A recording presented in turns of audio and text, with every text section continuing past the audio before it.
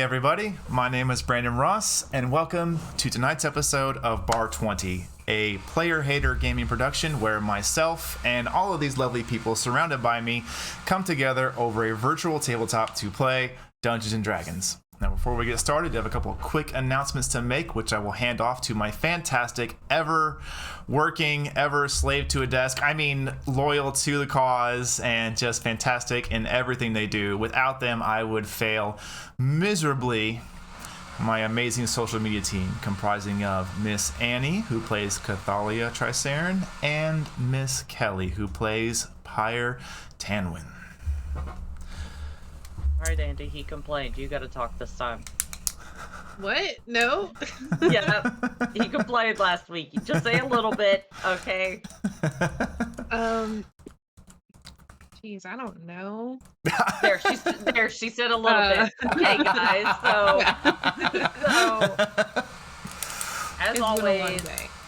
as always, check out our social media platforms. Andy can list those for us. I think she can handle that, right? Yeah, we have Discords, Twitter, Wildcards, and Isa all have Twitter accounts, which is hilarious. Instagram, TikTok, which is still kind of lonely. You sound so enthused.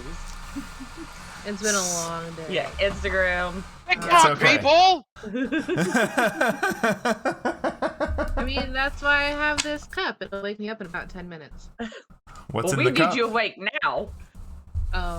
Don't you worry about it, Juice. More adult Anyways. things than I intended to put in there. All right. Noted. Anyways, yeah. Join our Discord. Come talk to us. Come hang out with us and everything. Check out our social media pages. We put different props out there and just generally want to get to know you guys and your experience with D&D and your D&D characters and what is your street address. That's what we want to know, so please tell us. No, I'm just kidding. But yeah, anyways. we need your we're gonna play a fun game called what street did you grow up on, who was your first pet. Don't answer those questions ever. Never answer those questions on social medias. Anyways, so just check us out and everything. We want to continue to grow, and only you guys are the ones who can help us out with that, because I need to stop making so many accounts just to, bolster us up and everything. I'm forgetting passwords. Okay, guys? I am logging onto wrong accounts. And so, yes, please help me out. Also, I would like to talk about something that will be happening very soon on Valentine's Day. And all I will say is, Brandon, ask Yeet about it. There you go. On Friday. You ask Yeet about it. Ask him on Friday? Okay, there you go, Yeet. I put out something, and you said I could do whatever I want. I did whatever I want. I put it on you. There you go. She hit him with the bus. Yep. She got her little bus driver hat on, and she said, beep, beep.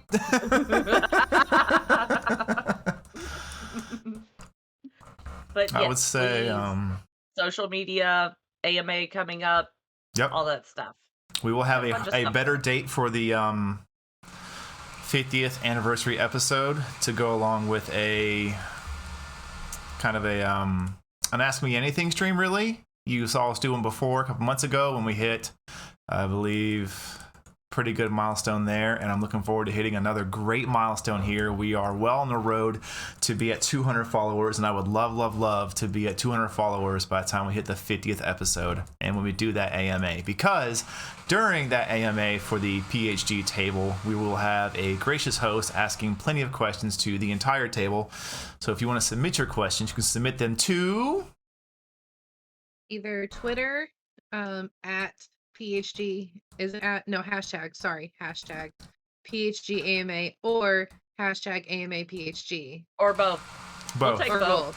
We also, in our Discord, we have a channel for it, ready to receive your questions. So, sans spoilers to those answers, I feel confident everybody here is ready to answer pretty much any question you can throw out there. We will be filtering through them to make sure no spoiler potential questions get there, but we will do our best to answer all the questions we possibly can during that very special stream. And if we do hit 200 followers by that stream, I will be giving out some fantastic prizes throughout the night of that stream. There will be a first place mega bundle, which so far has in it a t-shirt and a signed copy of the Dungeon Master's Guide, signed by every member of the table here. I will find a way to ship it. So we're adding a t-shirt along adding with the a metal t-shirt. dice and the book?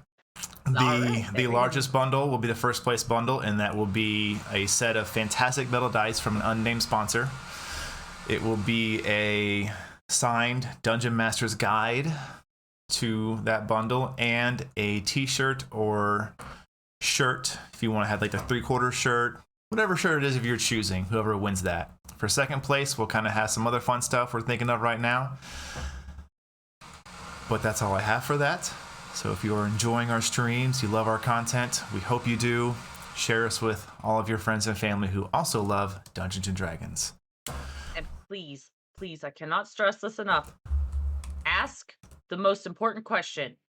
What is Outlander things? We need to know, okay? God damn it, Kelly. Noted. You sure you're ready to handle that? Are you sure you're ready to handle that? All right. I know what Outlander things are. I started watching that show. It's not a good We're gonna show. bring it back in. We're gonna cut to the next thing here, unless we have any other announcements. No. I have one. You got one? Go ahead. Yeah. I would like to announce that thank you, Brandon, for doing this and fucking putting up with us. It's all right. There will actually, you know what? Funny enough, I gotta verify a couple of things, but look forward to some huge announcements Friday night for that stream that Bishop handles in the DM chair. I have to confirm a few last minute details, but big things for a weekend, and hopefully they come through. We're working out some final details now. Oh wow, you're saying crazy big things happen on Relden? That stream is just so boring, bland. You know? So don't come see us Friday nights at 6:30 p.m. Central Standard Time. You will fall asleep on stream. You're bored. Yeah, a basic ass bard that turned out to be a Yoshi. So I mean, Damn. come on. All right.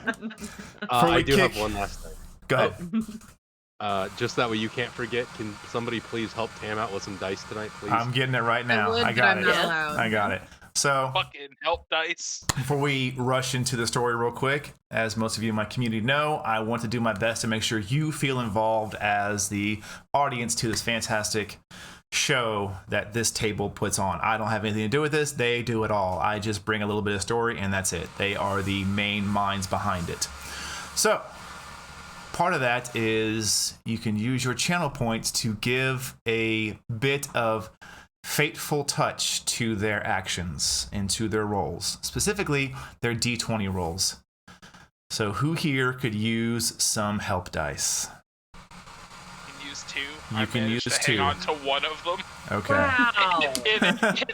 Is that in your a New stream Year's or resolution to episode? try to hold on to at least one of them every now and then? in an episode where I did not a ton of shit, I still used two. Sweet baby Jesus. Anybody else need some? I'm a chicken, so I don't like using them. All right. I could use one. You can use one. All right. One for Isa. Kelvin. I'm good. I rolled well.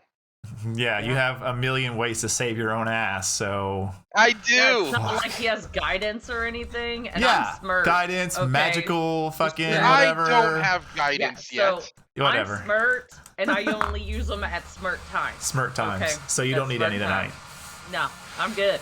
Alrighty then. Well then, who would like to earn this? Free D20 roll tonight to use when you see fit.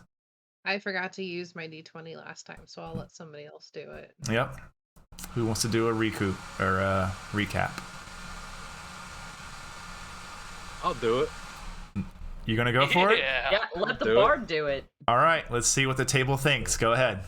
Give us our recap for tonight's episode, Mr. Isa Sterling, resident bard and blood hunter. In the last episode, we found our heroes, champions, great guardians of this realm. They were in the library as a battle had just finished up with these inky black creatures, which they have met before due to what they can only believe is magical interference. They did find that some of the citizens of the town had been killed, and they met with some of the guards who had come running in to deal with the issue at hand. Did not find any of the issue. Interrogated the group as to what happened. We showed them the black inky substance that I had in a jar.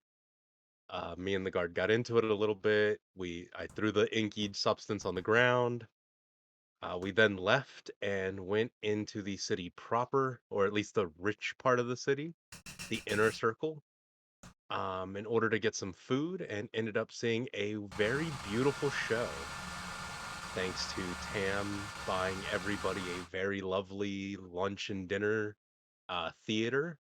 We met a very lovely Hermes-like man who was our server, and we watched a very awesome show. We did get to see a dwarf get blown up with electricity twice, which was amazing. It was badass. We found out that Kelvin really loves purple Kool-Aid. Was it purple Kool-Aid? Was it grape Kool-Aid or blue raspberry Kool-Aid? Did we ever actually figure out what it was? It was blue drink. It was blue drink. Yeah. And then from there, we went and had a meeting with Compassion in order to try and gain better access into the tower itself. At that point, Compassion said that he would be willing to help thanks to his relationship with Pyre.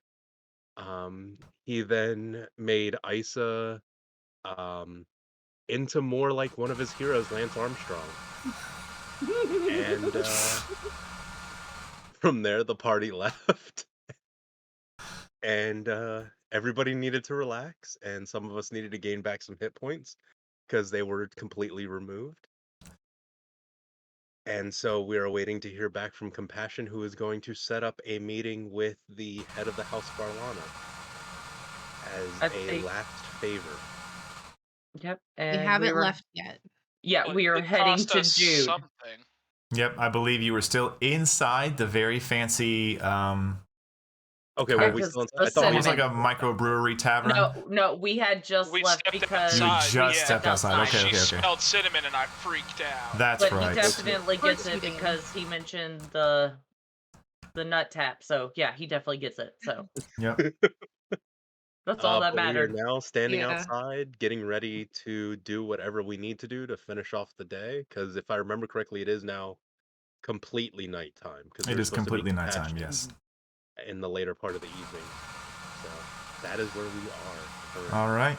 Well, table. Yeah, he Give it mentioned the to nut him. tap. All right. That's all that mattered. This will diminish at close of stream. All right. Before we get too headed into it, I just want to let everybody know that Miss Snow is fine. She is unfortunately just a little under the weather tonight, so we love you, Tasha, and we hope you get well soon. You know, Excuse this means Pyre's going to be more chaotic because there's no neutral to calm her. It's going to be okay. No, it's So, not. as all of you find yourselves out in the open, and Snow and Tamriel are probably wrapping up their conversation about the sense as it has faded from her noses I now. was gonna say, I didn't exactly try and hide it. I don't think we stepped aside. We were talking in front of everybody. No, you all would have picked up on the conversation as well. If you want to chime in, you're more than welcome to. If not, I will open it up to you guys. The table is yours. What would the wild cards like to do?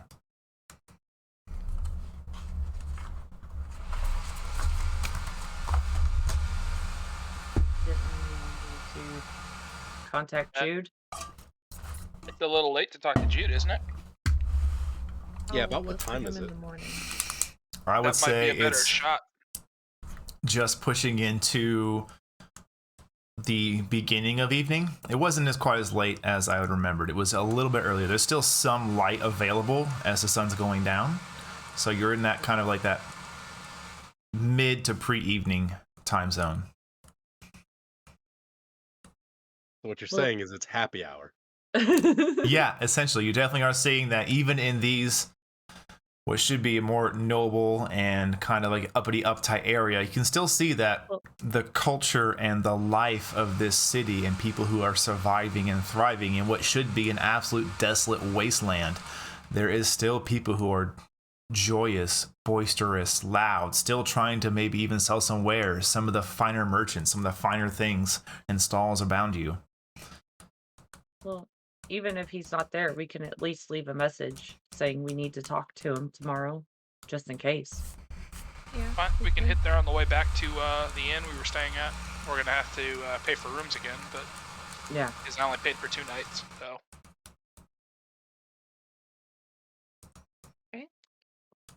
All right. On our way. So all of you head off to the Merchant's Respite. Making your way through the city, I need everyone to give me a perception check, please.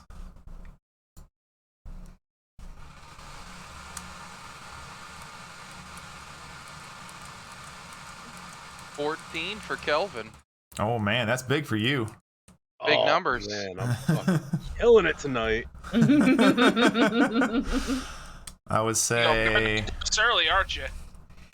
Isa, in your mind, you are just a little too distracted running through all the scenarios. Just that mind that you have developed over your life and the span of it is doing essentially the bardic calculations.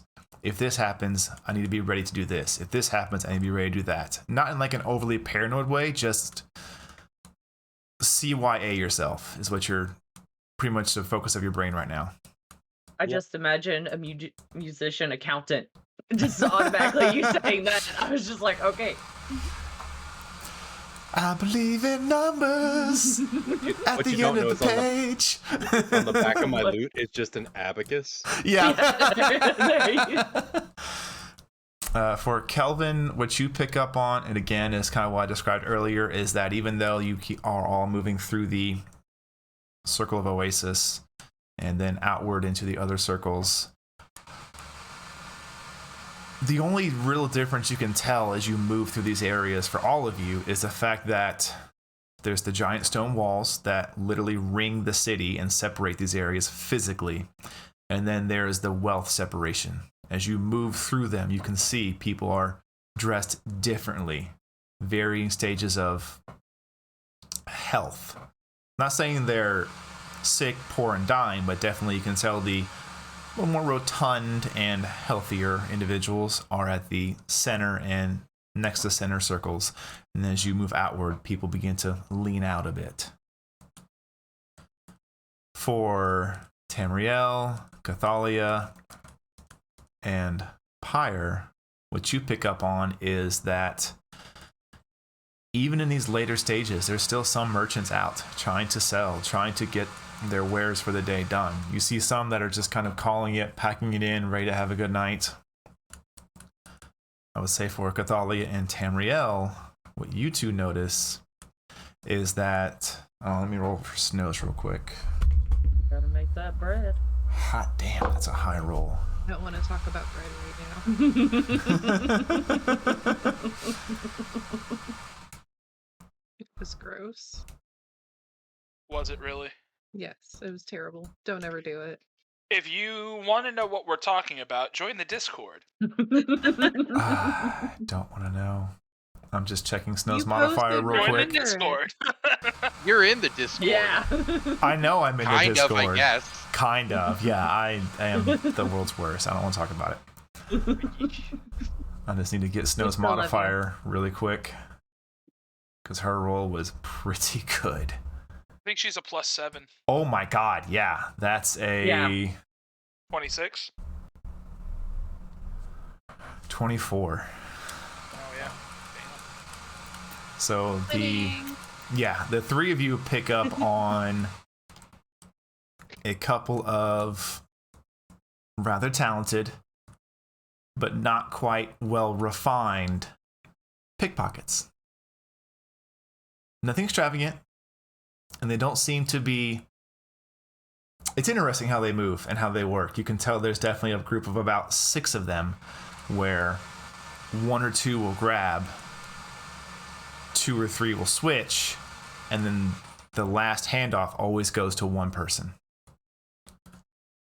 They don't seem to follow your group around, but just like as you're in passing, you just come across the area that's probably, their turf. How old are they? With that perception check you gave, they're probably around like the 20 to 30 range. Okay, so they're not kids. No, they're not kids by any means. They're practiced and they're well done. I would say for you, Tim, you would notice that if you didn't have such a keen eye in that moment, you probably wouldn't have caught them.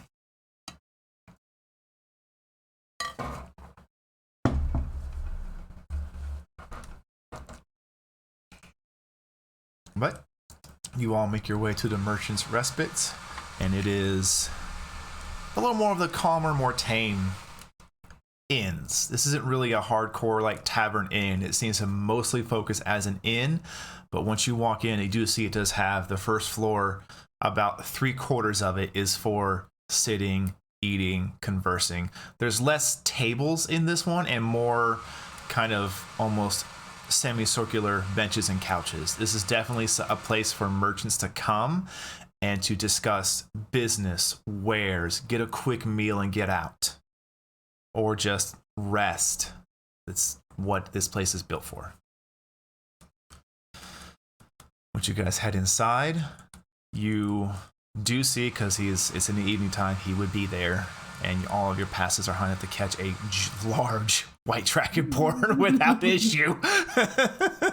You do see your companion Jude kind of sitting at this semicircular table having what looks to be a lively discussion with 2 or 3 other merchants. Hey, Jude. He kind of turns. Friends! Hello! Come. I was telling story of how the things we saw when we got here. Come, they don't believe me.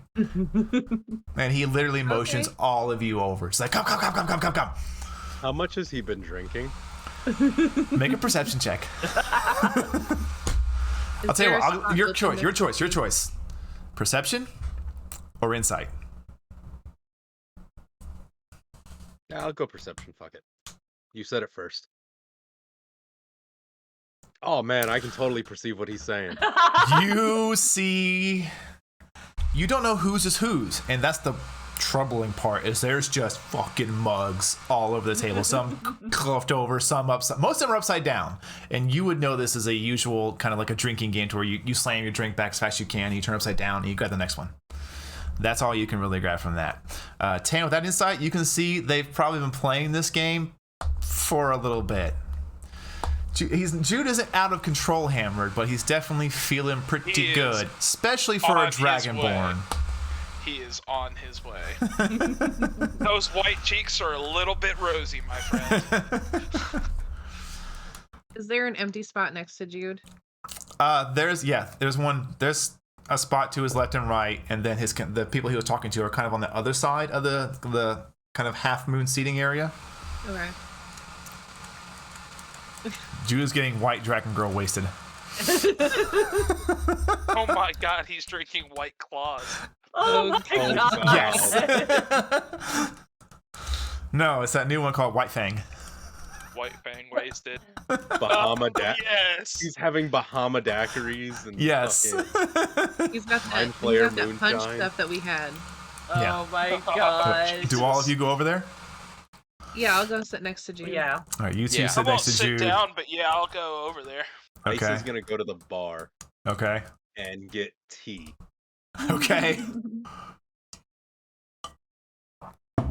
Kelvin, Yeah, Kelvin's gonna walk over as well. do you take a seat or just walk over? I'll walk over and stand. There's probably not that many seats left, and it looks like the girls are taking them. I would say with No, I'm just it'd be standing there. You're standing? Okay, so it's Yeah. Cathalia, Jude, space. Then you see what looks to be a human male, kind of definitely older in the years. It's like salt and pepper, real fine, slick back hair. Also a little on the tipsy side. You can see there's just this smattering of mugs and half-eaten food just across the table. There's even some, let's see here. For this, actually, everyone make one more perception check for me. See what all of you gather as you walk up to the table and begin to take your seats. Holy Cathalia, 24. 10. 17. 19 for Pyre, 17 for Tam. I will get Snows.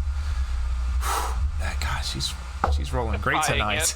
She's not even here and she's rolling fantastic.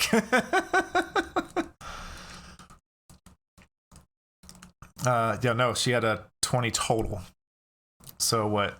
Snow, Tam, and Piracy, Cathalia, keep this in mind and I'll add more to yours. Okay. What you see is there's definitely quite a few mugs on the table, some just tipped over, some upside down. There's 3 plates of about half to 3/4 eaten food, snacks, mostly things that would be accompanied with alcohol to a point that you want to have a good night. It's not really like hearty food. It's much lighter food, like dried fruits, dried meats, cheeses, light breads. And then there are cards that look to be arranged in a certain manner around the table. Cathalia, I need you to really quick make a history check for me. And actually, you would make this with advantage, given the nature of what this is pertaining to. Okay. Oh, Have a shit. braiding contest. Can I add a help die? 16, you may if you so choose. I'll add 1. Okay. Okay. 17 total. You know this game as Dragon's Gambit. Okay. It is a familiar card game to you. You've played it plenty of times and you've learned kind of how the rules go. You know that it involves 3 main cards the players hold on to, and then there's a stack in the middle that is randomly drawn from. Beyond that, I won't go into details of the game unless you guys want to know how to play it. Maybe. All right, we'll push into that later. Okay. Ooh, that's good AMA lore. But you do know that it's a pretty much a well-known game amongst mostly travelers and merchants. You played this a lot when you were in the capital, when you were kind of waiting in between guiding jobs. But as all of you come around, Jude kind of puts that giant dragonborn claw in the air. Come, more drinks. And you see this kind of female servant kind of look like, oh gosh.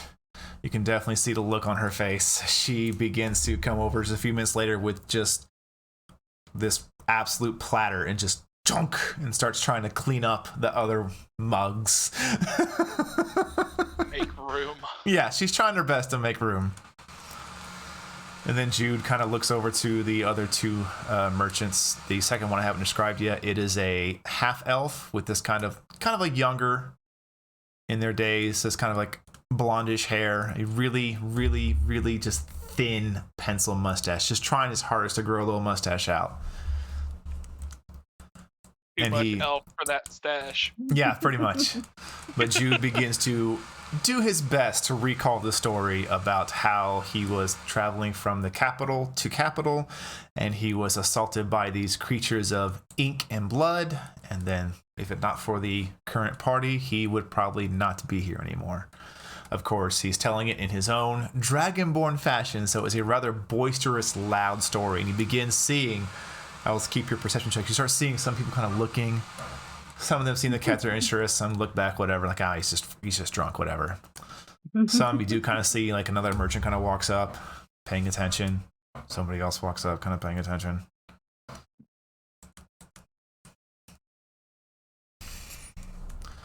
But as he finishes his story and all the drinks are beginning to pass out, he sets one in front of everybody that joined him at the table. He goes, clunk, clunk, clunk, clunk, clunk, clunk, clunk, clunk, and his own, and the other 2 merchants. And then for a moment, it gets a little tense as Jude grabs his in his hand and kind of, well, are you 2 gents ready? And for a moment, it's just his eyes gleam down, his fangs bare, and they're both like, yeah, Awkward sip. And then he kind of looks around. Well, you Five joining copper, in? The half elf throws up. What? He looks around. Five copper. The half elf throws up. He looks around the table to the newcomers. Well, you joining in or not? Fuck it, yeah. Okay. Anyone joining in downing of the drinks, I need you to make a Constitution saving throw. DCs will be affected by how deep you are, so all of you are 0 deep. Keep that in mind. He says Constitution save. Yes. Whew, he's good. What the hell? What?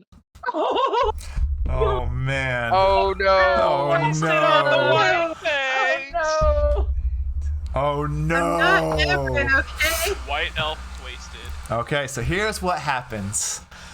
Jude just takes it and just clog, clog, clog. Pyre, you're right there with them, just neck and neck at the chug, and both of you are leaning back further, further, further, and just a split second faster, Pyre. You slam yours down, and it's like thud, thud, just that fast. Just the two of you, just thud, thud.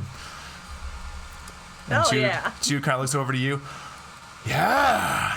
yeah. And then you look across the table, you can see those two are still just clog, clog, clog. Cathalia, you're trying to chug it down, and you didn't take that good inhale or exhale before you started chugging, so you try to breathe like halfway through, and they like, then you're off to the side. You're not throwing up, but you're hacking, trying to breathe and drink at the same time. So Fire you goes over and that like is- pats her on the back. that is your failure. It's not that difficult. It's For not the that other difficult. two, you see them both kind of cluck, cluck, cluck, cluck, thud, wham, down. So I beat them. yeah. Oh, that's you don't good. know how deep they were already. I was gonna say, how Yeah, many this deep is were true. they? You have no idea. Yeah, Pyre's been drinking that wine, that bottle of wine all day. Yeah, I'm not Emrin this time.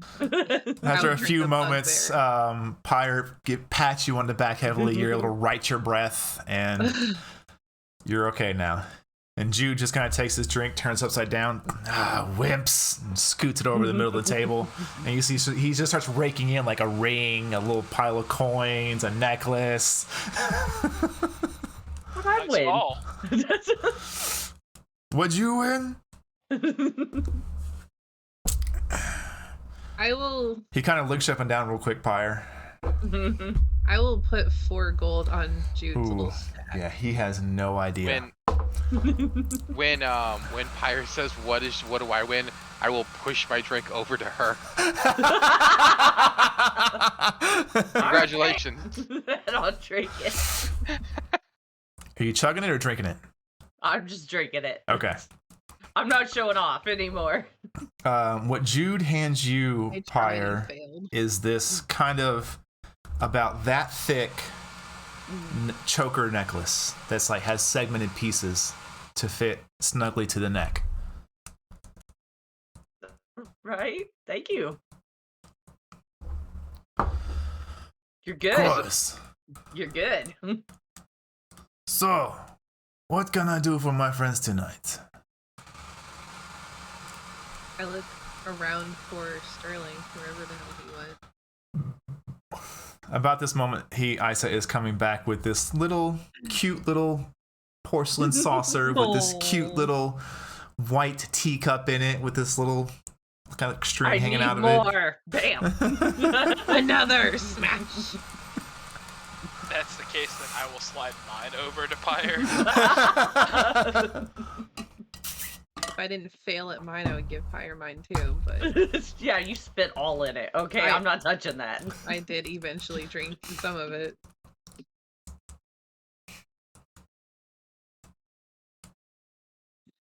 So Isa is coming back over with his tea. With my little espresso teacup. Yep, essentially that's what it is. It's good, don't get me wrong, it's delicious, but it's just the portion is not there. It's fine. He'll sip it gently.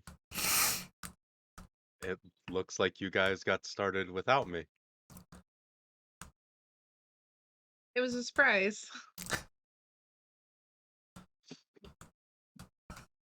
Well, all surprises are good. How are you doing, Jude? I am good. Couple of days I've been here so far, we've managed to, well, apologies. I have managed to secure a rather good price on an incoming shipment. They said it would be here within a couple of days, and then I'll be ready to check the merchandise, purchase it fully, pack up, and head out. How are all of you doing? Are you not growing bored at the capital, are you? Oh fuck no. I don't think Warm Just see drinks. I don't think we're doing as good as you are, and I'll kind of point to his loot pile. He just kind of chuckles. Fire's You like, always "What are have you to catch the talking younger about?" merchants. She's like, what are you talking about? She looks at her choker. Yeah. I just walked in here and look what I got. Does her Do you need choker help putting match her that belt? on? Yeah, I was like, does it match the cold waist? The Make- waist chain? Are you going to just look at it, or are you going to investigate it? I'm going to like try to like look at, see like Roll an if there's a investigation check. price for it. Sure. Roll investigation. Can I help her? Roll with advantage. No. No. Nope. No. Oh no. my Hey, God. no. You should have asked. How much have you had to drink? A lot. I've Too been much. drinking wine. He drank all 2 day. bottles of wine Oh my at dinner, gosh. and That then is drank plus another couple Ladies of and ales. gentlemen, that is a no, 1 that was and a lunch. 0 Yeah. with wow. advantage. That is an advantage because I'm a negative one. So yeah. Pyre, it's beautiful. It's beautiful. That's okay. what you know. Even like you're not a big jewelry person. You're like it's it's not gaudy. It's beautiful. Pyre, do you need help putting it on? What? I guess I don't know. It's like she's over there drinking. Like sure, fuck it. I got this on. I might as well put more jewelry on. I'm just a jewelry chick now. I guess I don't know. Little latch. It's the armor, isn't choker it? On fire. Okay. It's armor? What? Yeah, it's protecting touches- you. Yeah, I mean nobody can really slice my throat open with at least right there. Yeah, see? You know. There it is. Yep. That looks very nice. But Jude, Yes. so you'll be ready to go in a few days. A few days. Of course, it never may be a delay with the shipments. I still need to inspect it when it gets here. I've only paid for half. Oh, not really half. Jude discount, you would say.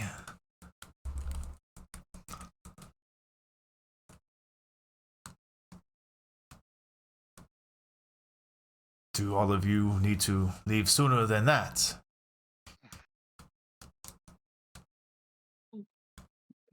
Perhaps. If it does come to that, though, we had our arrangement. If we do happen to need to leave earlier, I may have an alternative. Very well. So I will make sure that you are not left out of this city without at least some assistance. Thank you.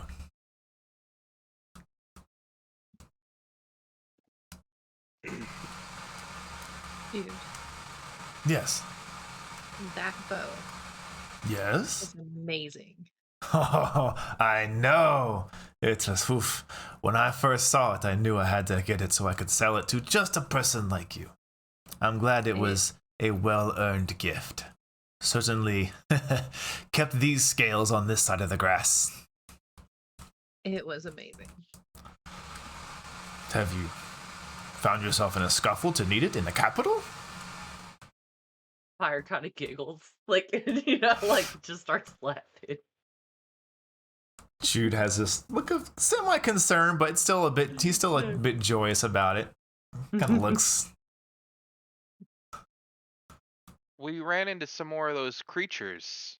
Not the same ones, but similar in color and demeanor that we fought on the road. Well, that's not good. Yeah, but In the Cathalia- library. And then like Pyre's like, yeah, but Cathalia went And it just like played it too. So it worked Love it. fantastic. I was glad to hear. I heard there was something happening at the library, but I didn't pay it much mind. Yeah, that's because it was Yeah. us. Oh my. Do you see if Jude's currently smart enough to put this together? Is there anybody particularly paying attention to this conversation in the tab? Now, Yes. make a perception check.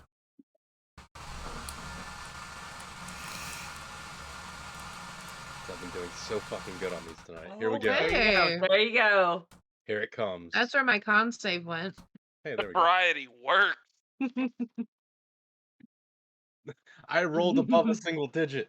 I'm in this. Yay! now. He's made it. So, Mom, Isa, you've made it. Isa, you don't notice anything?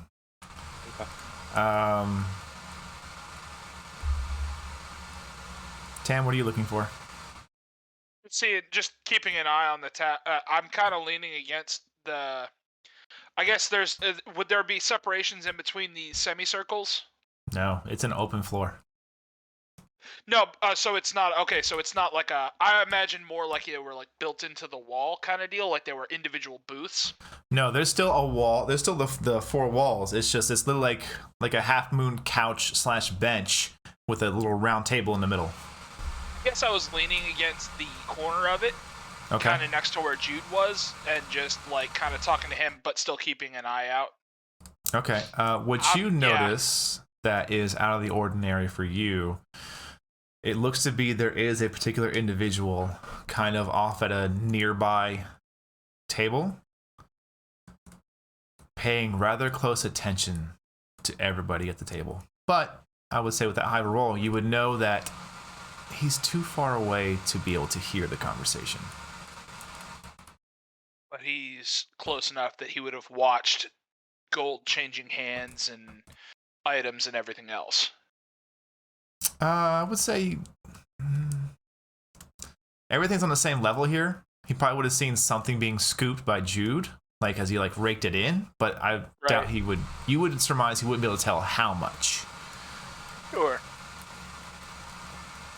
But he's definitely paying attention to us. Yes, or at least in what your is he- direction. Sure. What is he wearing? Is he wearing any specific colors? With a 22, no, he just seems to be dressed rather plainly, kind of matching the current area you're in. Probably looks like a merchant. Doesn't seem to have any Or local clothing, not out family. of town clothing. Right. Doesn't seem to have any family colors predominant upon his clothing. Mostly browns and tans. Okay. Well, yeah, I mean, you wouldn't have your spies in your clothing color, so that makes sense.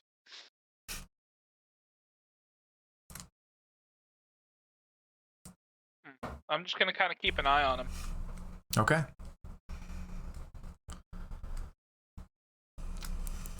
What are the rest of you doing?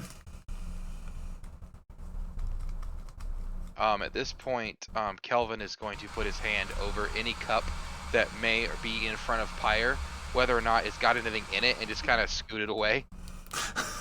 Okay. I think she's had enough.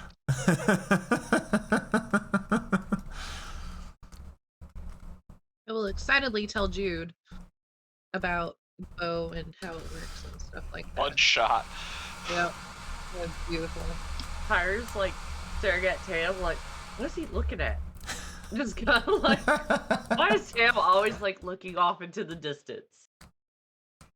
I gotta watch Or- the Watcher, okay? Yeah. Who watches The Wire? A drunk Pyre does.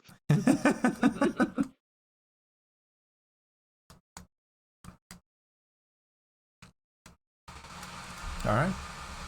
So as you finish up telling your story of loosely what happened in the library, mostly those details are sub-details barely told to bolster the story of how the bow was, with the sheer arc of lightning coming from it as you smote a creature.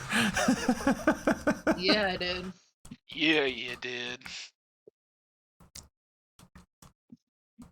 as the night continues on, you're welcome to stay here and converse and drink and have a fun time with Jude, or you can say goodbye to him and move on to your own ways.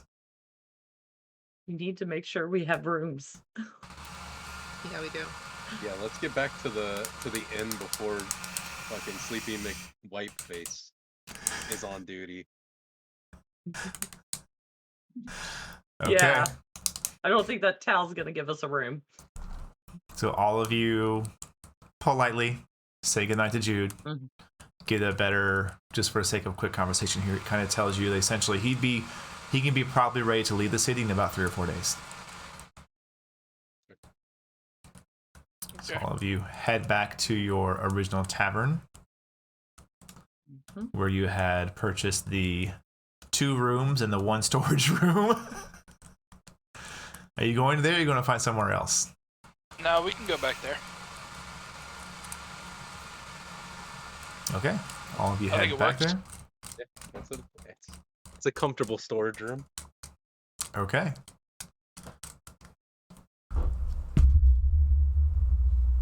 God damn, y'all lucky. Fuck, it's natural 20. All of you get back there, and you can see what looks to be the usual gentleman who is found sleeping and cleaning the bar is wide awake and attentive to his duties. You can see there Somebody looks to got be. caught. You can see He there's actually some. has that mode. There's okay. some kind of what looks to be. Everyone make a perception check real quick. See what you gain from this. Is he on Oh, okay. drugs? God bless. So, Isa, you're like, wow, this place is awake. nice looking. Hired.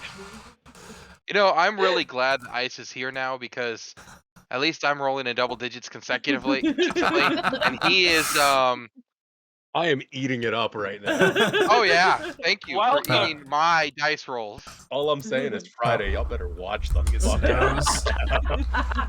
Snow is in the same table as Pyre and Kelvin. Y'all are just, gosh, let's just get to bed. It's been a day.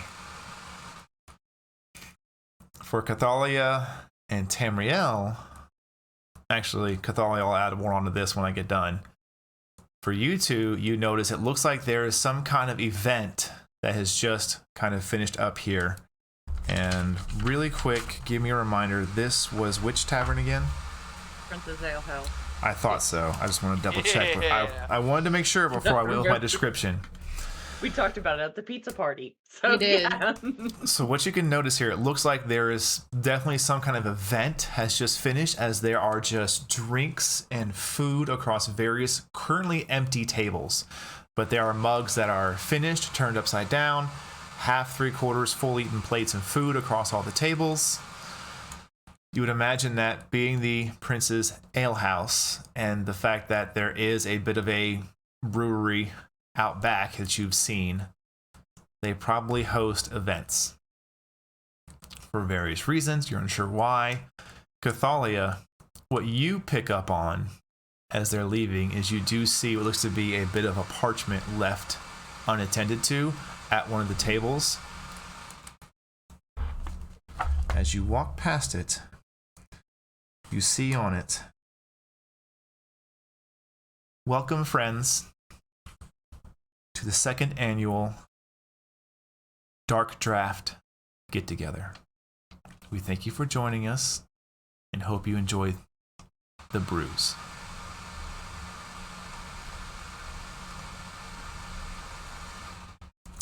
Too bad we didn't come here first. Fire could have had more fun. As you get this quick skim on the surface lettering of it, do you read further into it, or do you just keep moving? I'll probably be curious enough to keep reading. Okay. Make an intelligence check for me. Okay. There it is. 11. 11? Okay. Mhm. As you're reading it, it starts to get a little wordy and boring, detailing particular methods of brewing and certain hints of taste to each drink. And it's you're like, God, this is boring. I mean, sounds delicious, but who would enjoy reading this? Pam.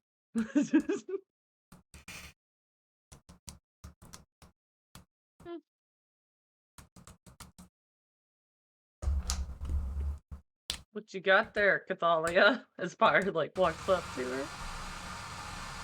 This thing that they had that I'm guessing you're done with now.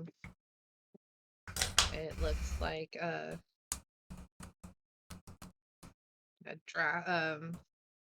get together thing for dark beer.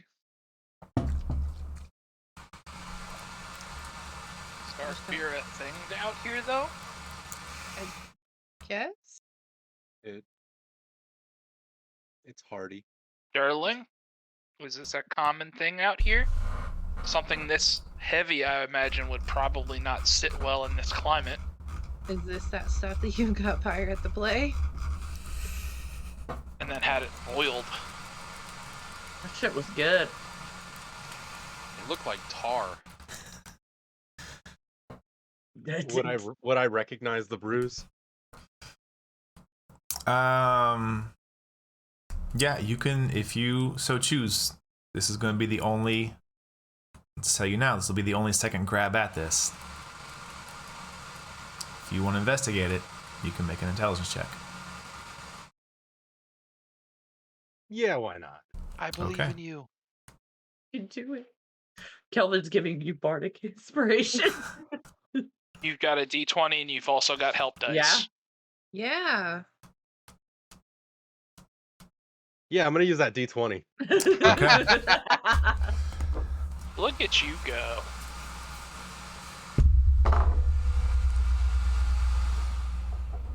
Really? What is it? It's even bad when he rolls it. Oh. Okay. That's a 23 for his intelligence check. Yeah. Are you satisfied with this number? Yes. I will take the No 20. help dice? I won't use the help dice. If the 23 doesn't do it, it's not going to do any good for me. Okay. Looking over this, what languages do you know? I know Abyssal, Common, and Primordial. Okay. There's something with especially being a bard and the way stories are written. There's something with the way the words are arranged, certain repetitive consonants and vowels in certain orders, but you can't fully pick apart what it is. You know there's a deeper message here, but you just don't have the full understanding of whatever code or codex is being used to write it. You feel like you're close, but you can't pass that last bit. You can't make that connection. Pyre randomly remembers something from her and Tam. It's like, Tam, do you remember that time we were in that place and you found all those recipes? Recipes? Yeah. I found that from- ledger. Yeah, from that one dude at the end in Raitul. Yeah, I remember that. It was in that hidden spot, the camouflaged place where Cathalia fell asleep on watch. How about we continue this conversation after we procure our rooms? Yeah, that's a great idea. And Isa will fold up the paper ever so gently and stick it inside of his vest. Okay. As you approach the I counter, fell asleep on watch. yeah, that's the first you've heard of it. What's a Yeah, watch? You've taken a It's couple. that thing. You when I lazy, wake you up petulant and- child. Oh my god. What's a watch? When did we get ice cream?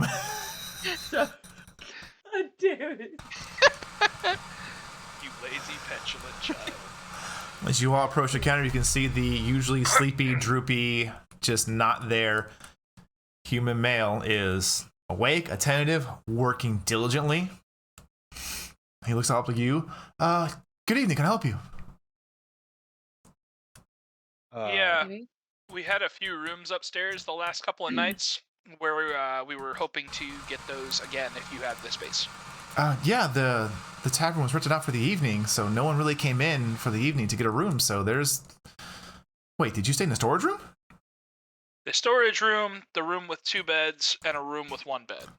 Oh, you took all of that. Well, yeah, they're available tonight. Again, like I said, we had a bit of a dinner party here this evening, and no one really came in for the evening to get those rooms, so they're welcome to you. Thank you. Of How course, much of course. for the next? Let's just go ahead and book for the next 3 nights. Next 3 nights? Okay. And he kind of pulls out this kind of fake, like, brown bound ledger, starts flipping through the pages. Well, it looks like it's about 3 gold a night usually. For 3 nights in a row? He kind of looks left, looks right. I'll knock it down to 2 gold a night. Per person. I will per person. Well, yeah, you're staying here. Okay. All right, I'll give him 36 gold. Check the shit out of this guy. Roll now it. that he's actually awake. I don't remember paying that much the last time. Yeah, no, I'm insight checking the shit out of this guy. Let's see if I can. Fuck it. Let's see. Here's a 1. Watch. No. 19. there you go. Wow. Ooh.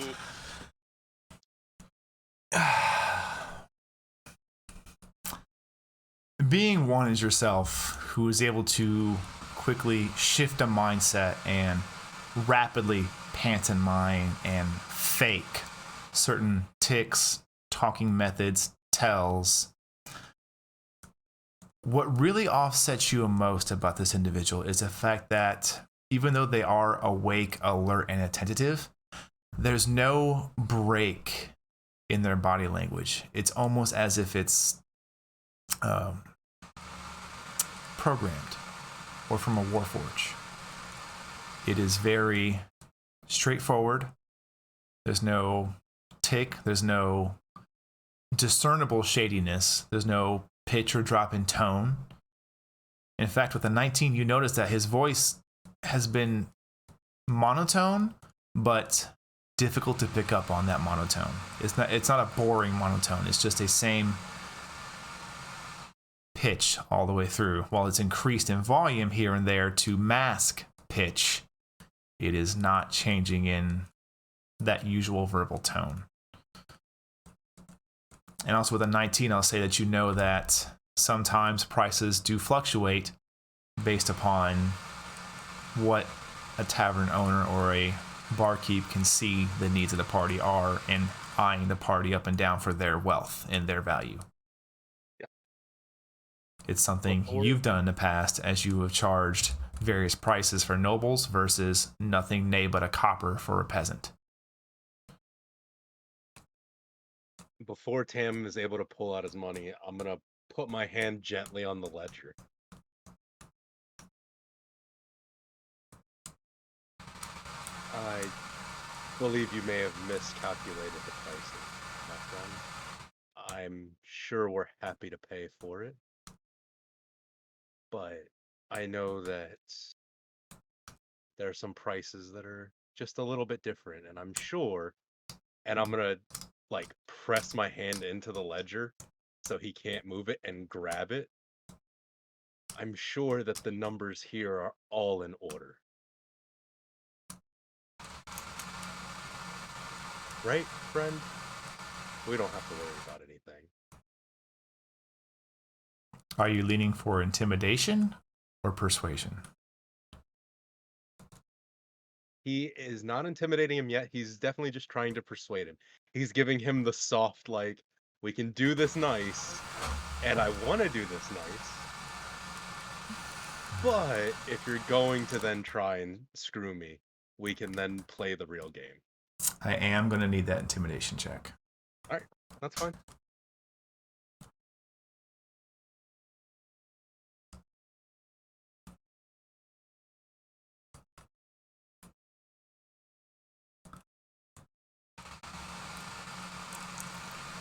I will carry over your 19 insight, and you can see there is no change in his language, his stance, his no flicker or flinching.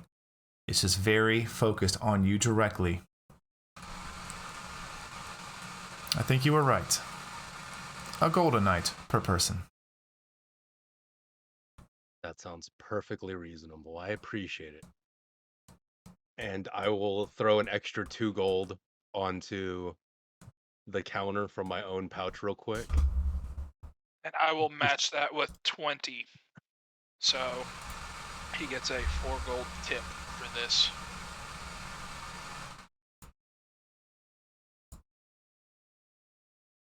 I think you definitely understood everything that was going on, and I'm glad we were able to make sure that everything was taken care of correctly. I appreciate it. And just for your own information, I've tried to procure you a new rag. I know you've been attached to yours, and I wanted to get you a gift. Unfortunately, I was unable to find one that suited a person such as yourself with your ethic. Do you release your pressure from the book yet? Yeah, at that point, he will take his hand off. He doesn't say anything to you. He just takes the book, closes it, takes the gold, and begins to go about his business. All right. Andy, I sent you a message. All right, so all of you have your places. Who is staying where? I am grabbing the key for the one bed. Okay, you grab the key for the one bed. I'll sleep in the storage. Snow will also stay in the storage. I know she usually has stated she's comfortable with that, so we'll just move with that theme.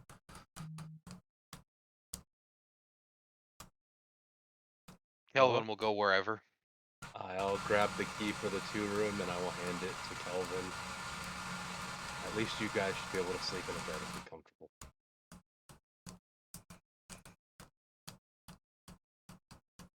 That means Isa's bunking with me and Snow. Empire just Paylor. Empire just like grabs him and goes upstairs like, I gotta talk to you, remember? Oh shit. Yes. Behave, you two. We don't need to get thrown out. Throw you out, Tam. As she With walks that, away. Isa will take off both of his blades and hand them to Tam. I won't need them for tonight. And I'll wink at him. Leave room for Paylor, and I will send them upstairs. Leave room for Paylor. As I hand them to him, though, I do make a playful grab at the whip. I might need to borrow this.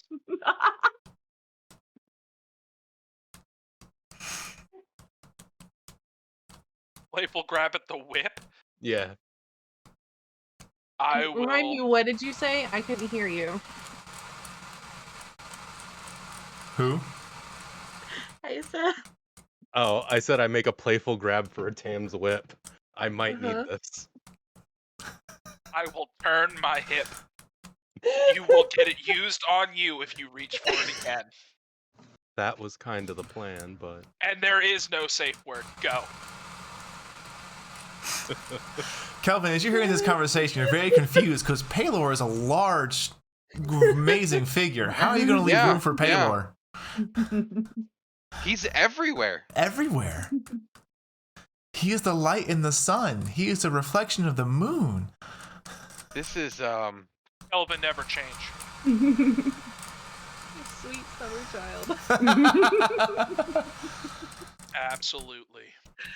Oh my god. So as you two head upstairs. I mean, if you guys need more knowledge on him, I mean, I've done a little bit of research while I was away. We could talk about this.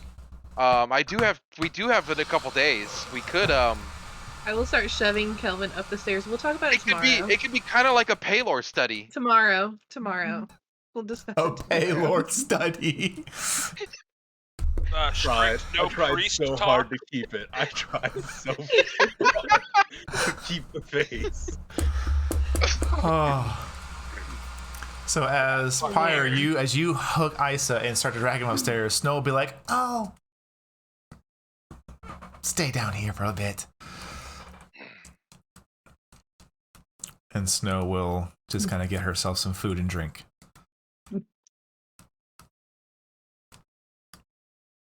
Fire So- opens the door to the storage room. Walks in.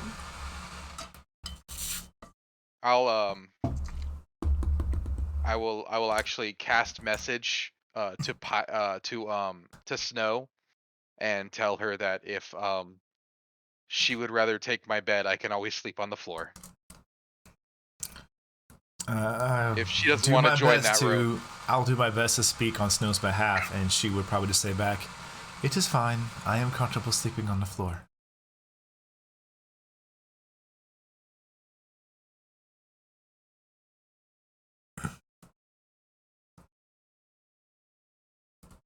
No, I didn't head upstairs. All Because I'm right. being dragged anyways. No, I was shoving you. You know what I Oh, really yeah. enjoy about this whole Following you. situation, what I can say, is that Tam grabs the one bed and is not even going to use it. That is true Nope. spite and hatred, and Yeah. I love it. Oh, true old man right there. Paid for 5 nights, and I would like some privacy at some point. This man just wants to sleep in a bed. He has had to sleep next. He's had to Trance. The one time that I've slept in 400 years, I woke up with a full-blooded orc behind me, And y'all look so and cute. I was the So little cute. You're Snow. welcome. I will never sleep with any of you again. Noted. So Tam, as you head You up to were- your room, you head inside, you close the door behind you, you lock it. What are you doing for the rest of the evening? I am going to wait until it sounds like everyone else has gone to sleep. And my curiosity is getting the better of me. And I want to go and check that spot I found last night. Okay, well, we'll get back to you once we cycle through everybody else. Yes. So what that means is Tam is listening intently to the rest of us. Is that what you're saying? Essentially, yes. Like an old man would. Actually, Yes. great point. Tam, give me a perception check. Oh, shit. Through multiple walls. Okay, I'll keep that in mind. Siblings, what are the two of you doing the rest of your evening? When I know that Kelvin's asleep, I'm gonna be creepy and sit outside of our room. Because I know Tam likes to walk around. I Okay. have words to have with him.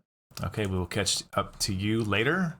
Kelvin, Kelvin tried to lay on the bed, but it is not Too small. made for someone of his size. correct. Your feet are hanging off, unfortunately. So he'll just take whatever, if it's a pad or whatever that's put up, It's drag a it to the bed. floor. Just drag it all to the floor, so that way it's not a dangle. It's more just on the floor. Kelvin, make me. God damn it! Oh my god. Please make me an intelligence check, Oh my god. and please be good or bad. I don't care. They're both going to be amazing. At this point, 8. Hey, Are you satisfied with this roll? yeah. You know, there's probably a better way to this, but you're too tired to care. You just grab the mattress and you just onto the ground. You take your own bedroll and you go to the foot of the mattress and lay it out so you can have somewhere for your feet to go. So now you have like a double long bed, really. Yeah. And A you twin lay XL. down and you are able to go to sleep. I got me a You're- twin XL. You were able to go to sleep.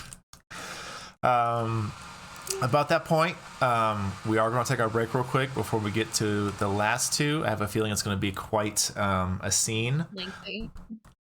What? So Man, we will go Bam. ahead and just remember, go folks, this is to an our 18 break. plus stream. Yes. Kelvin, he's got one arm up, one arm over his face, just snoring. Perfect. Oh, so like how you sleep. Yeah, Perfect. basically. All I'm saying is this Girl But Scout on his team, back. boys and girls. What? We're going to go ahead and take our break. We'll see all of you in about 10 minutes. Hang around, go get yourself some water, some snacks, go stretch. I'm going to let my players do the same thing along with myself. I need some more water, and I will catch all of you in about 10-ish or just less minutes.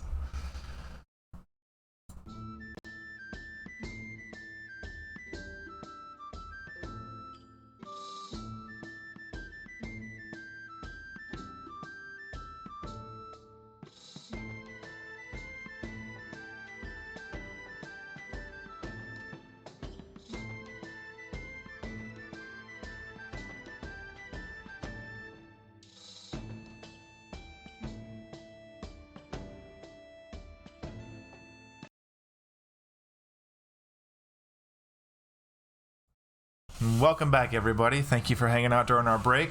I had a nice little, got me some more water, got me a little snack. I know Rick, stop it. I know the rest of my table here enjoyed their break, but we're going to get right back into it and begin off with the one person who's not here currently. What do you mean? I'm right here. Oh, there he is. He was here the whole time. Didn't you see him? I did Yeah. not know. That was a very good stealth roll. So, He was pulling a king where he blended in with his background. gosh, bless that man. So, Tam, we're going to get to you later. Cathalia, you got things for later. Kelvin, you are out. Yeah. Snow, I'll get to her later. Isa, Empire, as you two move into the storage room that's going to be used for a sleeping area. Yeah. I imagine you close the door behind you?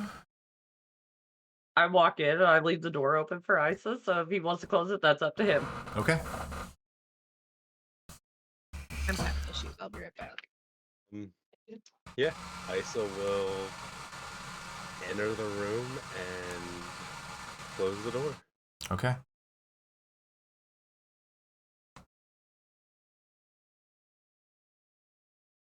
Two Fire. of you are standing there. Door shuts. You hear and it's one of those. It's a storage room, so it's like a Yeah. double sliding door. So, do you lock it? No. Okay, so it just closes.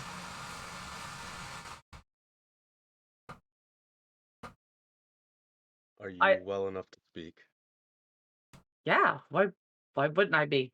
I've been drunker than this. Definitely gonna feel it in the morning though. Been drinking all day. I wanted to talk to you about this. Empire pulls out her sword. Just like real quick. Just Okay. like pulls it. You said somebody gave it to you. Yes. I was thinking about your blade. How you were talking about how it's made out of Palladium. And it got me to thinking about this, and as like kind of like looking at the sword, it's like, and why you gave it to me, because apparently the person who gave it to you meant a lot to you. They did. And that blade deserves to be used.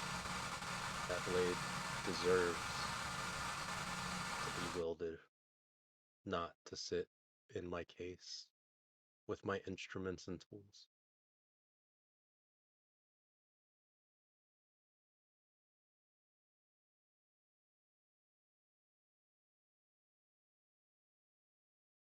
You know, it feels kind of weird having all these people know about literally a piece of me I don't even know about.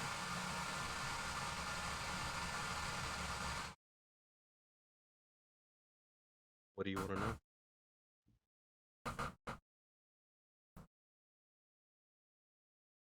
I mean, I've got a lot of questions.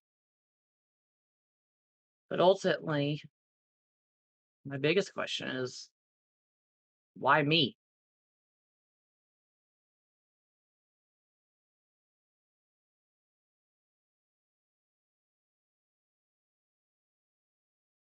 Why not you? Why anybody else?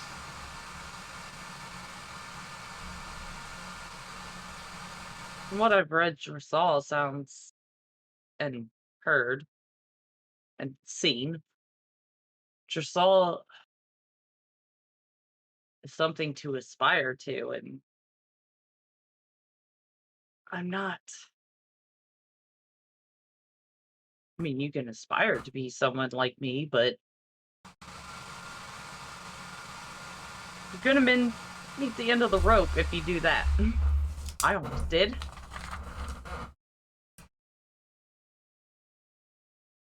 You haven't.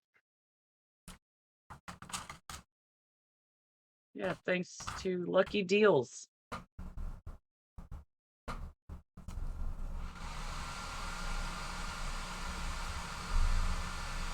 At that point, Isa will unbuckle his armor and remove it. Remove his undershirt. Remove his cloth bindings to show his actual chest.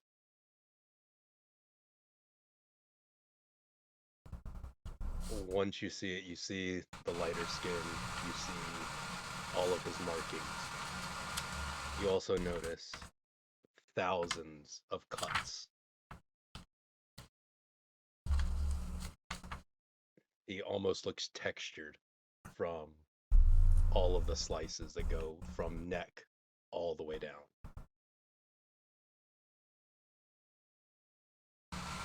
Can I, like, she's like wanting to get closer to look at him, but she's like asking permission.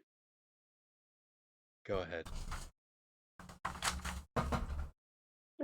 She like looks at him and she's like, "You've been busy." I've made some bad choices in life. I've made some good choices in life. Giving you that blade was only a good choice so far. And it's only backed up by the fact that your soul believes in you. Yeah, but why? I don't like. I feel like a fraud. You asked me to teach you how to be strong because you saw what I did in Greca. That wasn't even me. That was Dressal. I didn't even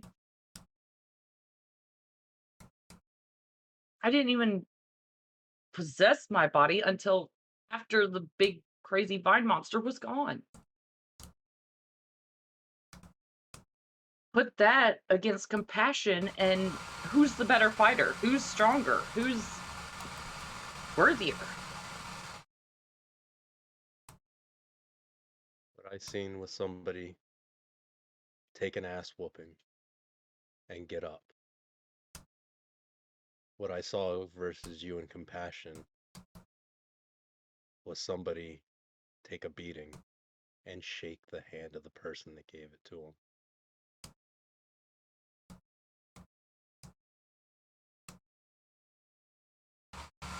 I've also seen you do other amazing things. Hell, I don't know what it was that you did in the library, but you are now using magic and you helped Tam. Yeah, I don't. Yeah, as she looks at her hands, like I don't even know what that was.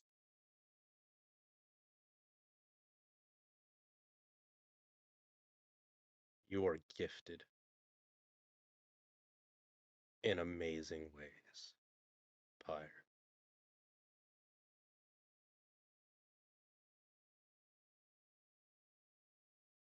You know, I get it. As Fire like is like taking off like her weapons and like setting them down. She's getting ready for bed. She's like, I get it. Everybody's suspicious of you. I haven't made it this long without being suspicious of a few people. And I know I haven't been in the beginning very nice to you. But I kind of wish they could see the things that I see.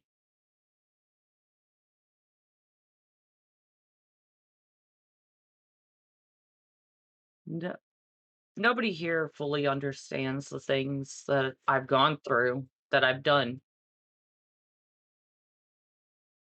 I don't know everything of your past, but I feel like you do. You would. You know what it's like to be a plus one amongst talented, slightly crazy people.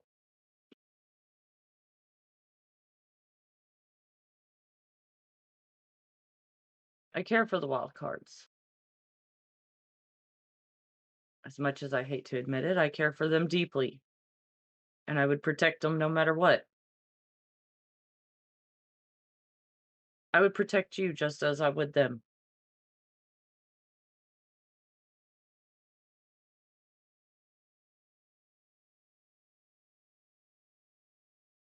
So don't give up.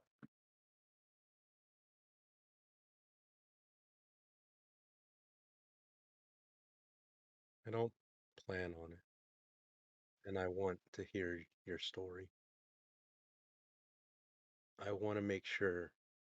And Isa will pull his little notebook from his back pocket. That your story is told. I want to make sure that when I stand on those stages and recite the story of Pyre, the flame of the desert is known to be what she is. I thought bards only sang of heroes, not monsters.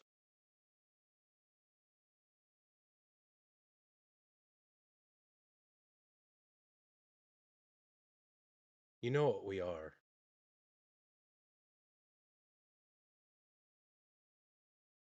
But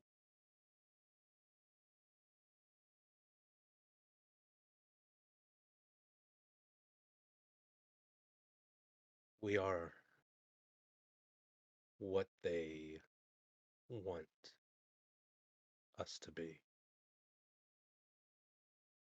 And if you want to be a monster, and at this point, Isa will walk up to Pyre, grab her hand and the blade, then be a monster. But being a monster doesn't have to be bad.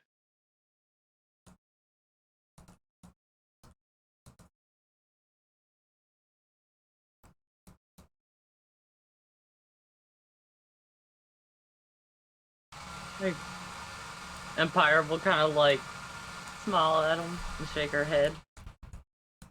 See?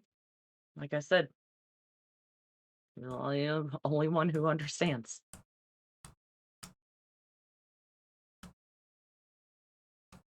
And I would like to apologize.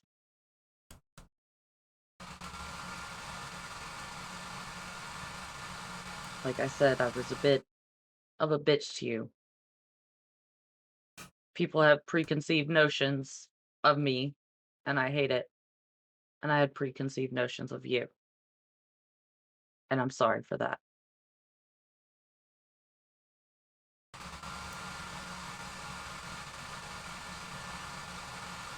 You will never have to apologize to me. There's no reason to.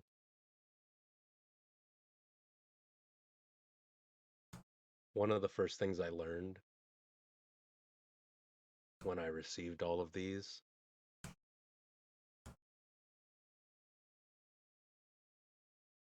was that letting it hurt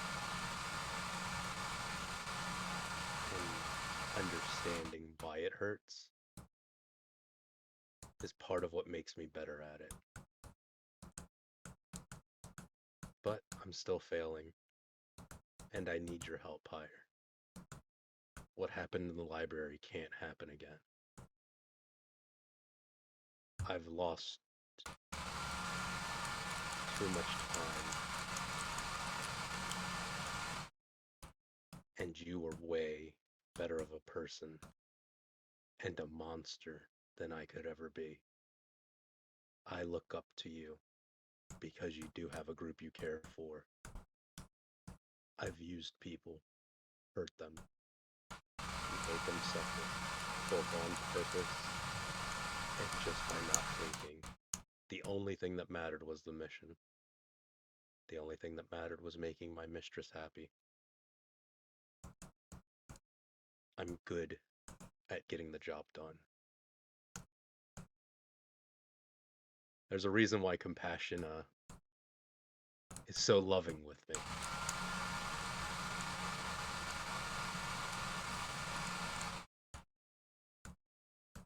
Yeah. I understand that. I don't know the story, but I've worked with people. Lots of them would not ever work with me ever again. If you want to talk about it, I'm here. I feel like you miss your friend. I don't have friends. Compassion was a companion in a former life. The only thing I want right now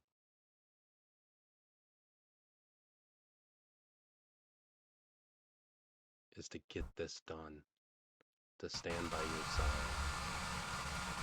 and to see your soul bless you with everything that you deserve.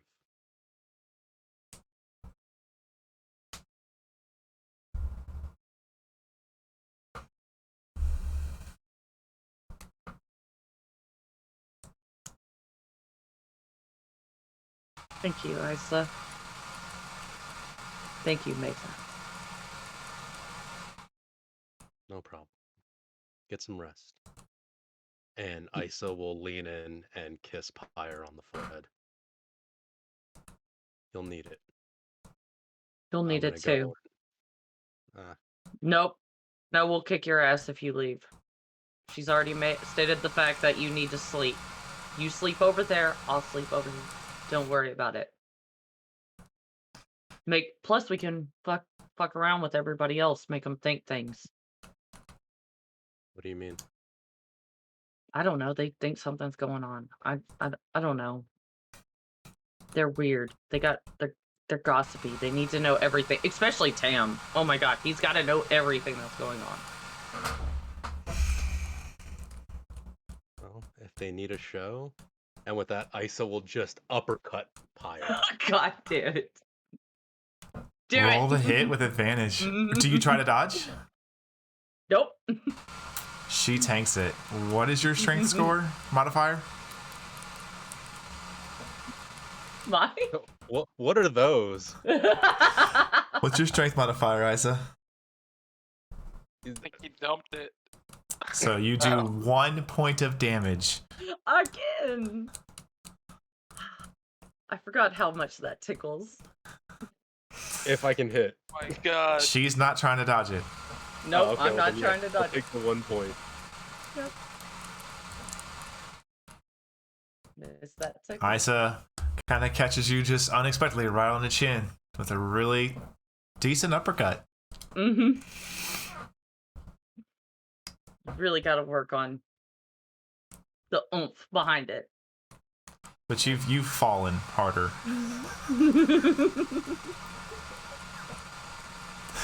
We'll teach you. For tonight, though, there is one thing I want you to do. What's that? Hit me with everything you got. All right.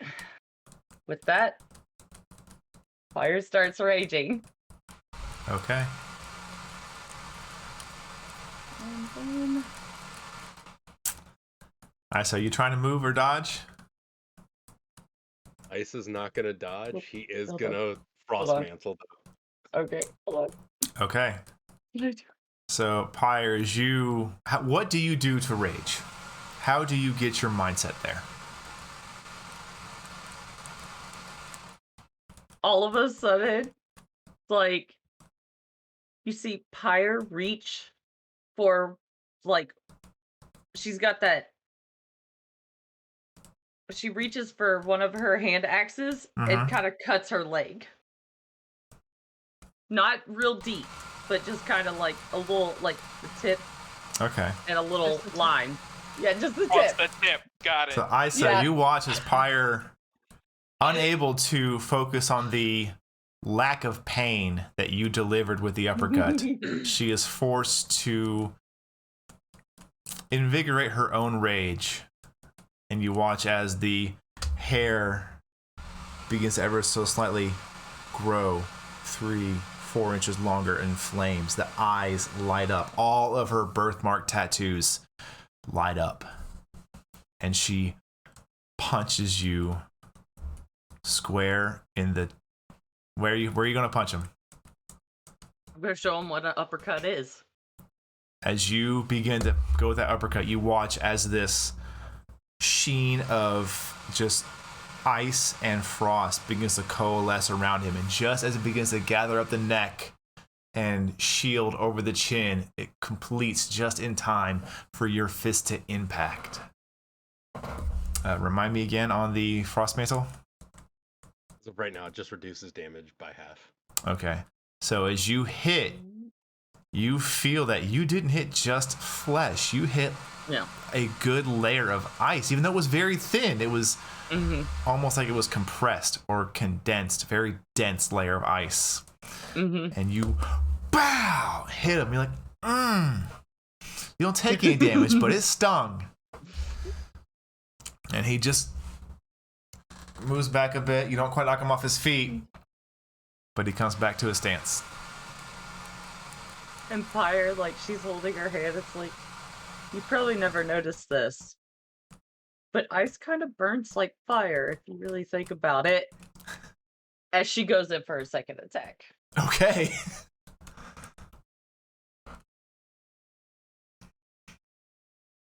That would still miss, I believe. Oh, Hold damn on. it. A 10 and a 12, I believe it Yep. still misses. Let me double check.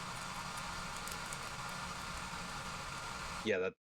No, it would just hit. It would just Yep. hit? Yeah, Yep. because I'm not technically wearing armor anymore. Wow, I almost said flat-footed. Yes. Hello, Pathfinder. You are armorless, so that's correct. You still hit. So with your second strike, you take the elbow and just catch him right across the right there. Just blah! His head jerks hard to the direction after you hit. Again, that frost mantle. You watch as it shards fly off almost instantly. It begins to reform. Not almost in that like that Gambit from X-Men, how you had that black suit on. Similar style, just this blue sheen. See? You're already learning. Alright, so your turn. What do you do?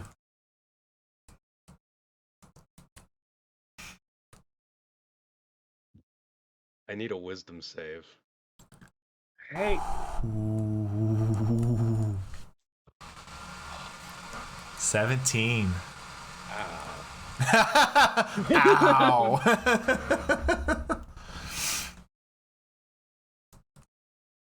So you take.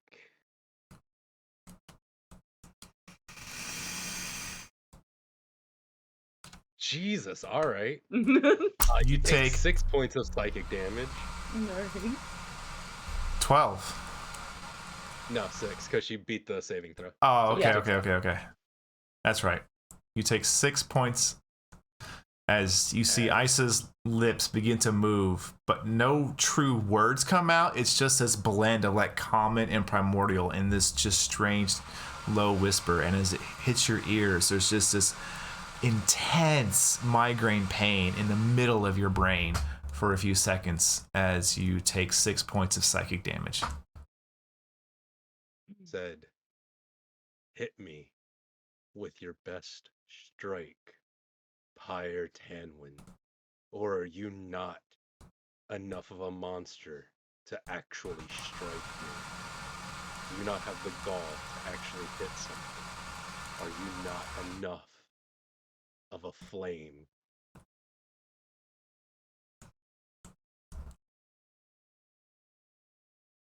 That's his turn. That's Turn. okay. Pyre, I need you to make an attack roll with your greatsword. Okay.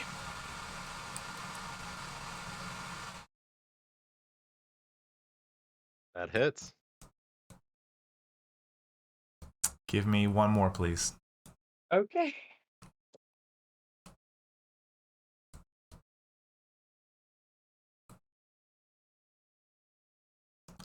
Yeah. That hits. As he says this, you grab your greatsword, and you have enough restraint to know, okay, I'm not going to cut his head off, but this is going to hurt. And Isa, you watch as she grabs the greatsword, and does that side flick to turn it sideways, and she straight up backhands you with the greatsword, the flat side. Roll your greatsword damage, but it will be bludgeoning damage. Okay. Is this at the point where I would be sitting out in the hallway? It's only been a few minutes, technically. Okay. That is 10 bludgeoning That's damage. 10 points of bludgeoning damage as you are just Mark McGuire home run backhanded with the flat side of a greatsword. It rings out. Pong! Would a 22 have caught up to any of this? I would say 2 walls, but it's a lot going on there with dampening of noise. okay. They haven't You were really saying? started moving or hitting walls and doors yet. They're still centralized in the middle of the room, so I would say not yet. Okay. It will depend how the fight continues on. Okay. You can go ahead and you're welcome to make your second attack. Pyre looks at her greatsword and she's like, you have such pretty words, but I'm a woman of action. And she goes again to broadside. God, I hope she crits. Are you going to reckless? He's already been. done it once. Yeah, she's been recklessing. Yep. That hits. Roll your damage. That hit. Sorry.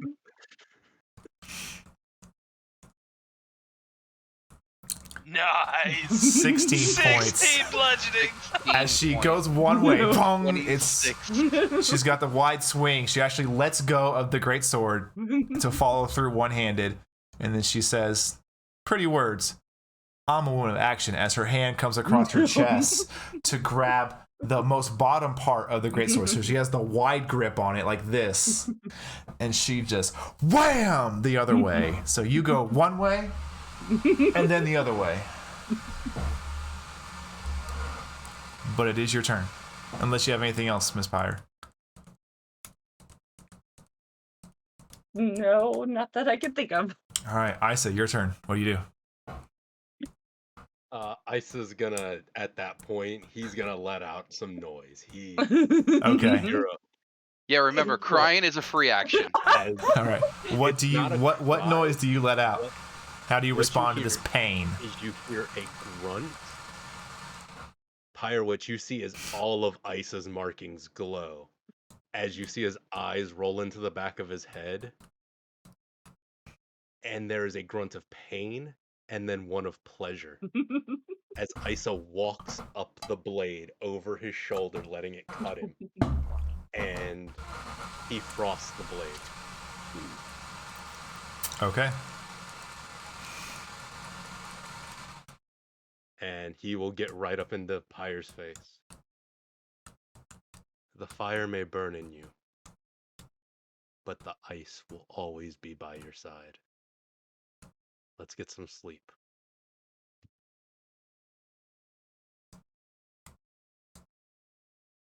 Pyre lifts up her sword and sets it down. Let's. Pyre, Mm-hmm. make a perception check for me.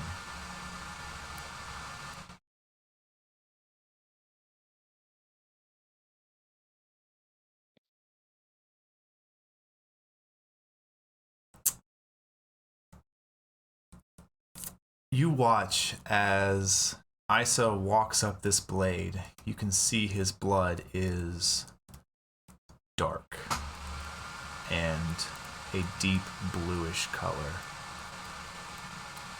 And it's similar in nature to kind of how your blood comes out, but just yours being of that innate fire genasi hue. Mhm. So it just seems to be a bit of almost a bit of a confirmation that whatever race of genasi Isa is, it's definitely of that cold-natured element, that pure, just coalesce frigidness. Yeah. Almost as you are a walking embodiment of the plane of fire and of flame. Mhm. He seems to be truth to words. There's no illusion. There's no falsehoods. he is a coalescence of cold. And you watch as that dark bluish blood goes over the blade and just frosts it. Not damaging or compromising the blade, but you can see a sheen of frost as his almost just spider, like if you watch as a bubble freezes over, like a gosh, like a soap bubble freeze over. Very similar, just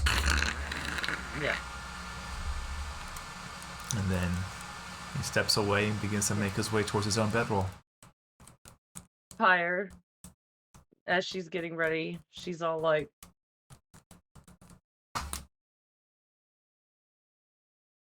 I'm lucky. So is Jersal to have the ice on our side. As she lays down to go to sleep. Okay. Isa will not go to sleep. He is going to fake it until she passes out, and then he's leaving the room. Okay. Where are you going? I'm gonna go downstairs and lick my fucking wounds. Okay, we will catch up to you later. Tam. After about an hour or two, that's enough time. Everybody should be pretty much passed out. You peek into the hallway and you don't immediately see anybody. You are welcome to head downstairs if you so wish. I'm going to do so as quietly as possible. Okay.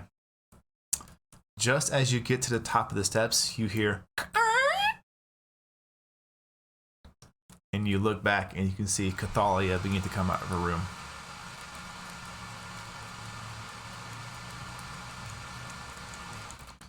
As you are already like mid-step down the first step. Like, ha! Where are you going? Nowhere in particular. Just kind of walking around. You know, patrol and stuff. Why? Can you not sleep? Is everything okay? Did you smell or hear from the hag again? No. Then why are you up? Why are you up? Because I usually take the first 2 watches. Do you think we need watches here? I think we probably need watches everywhere. We didn't in Rytool? You didn't take watches in Rytool. I wasn't asked to. You're right, and I'm not asking you to now. This stream brought to you by Paranoid Old Man Incorporated. Yeah, no shit. This is a paranoid team over here. What? All y'all are fucking terrible.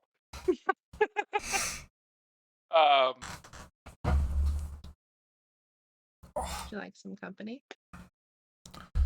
I At mean, least for a little bit. is something wrong?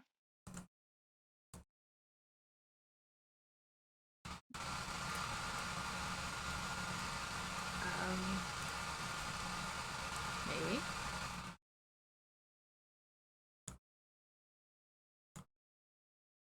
Hang around with Isa for a week and you start talking in riddles too.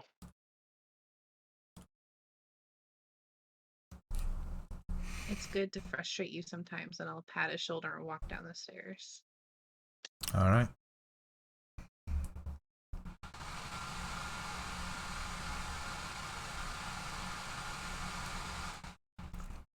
How quietly can I get into the rafters?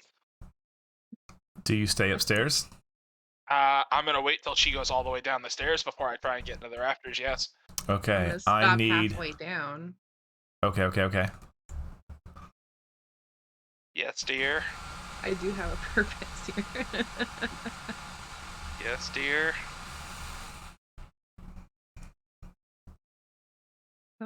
Sit and talk with me for a minute. Please. Okay. I will walk down the stairs. As the two of you get down there, I need both of you to roll me perception checks.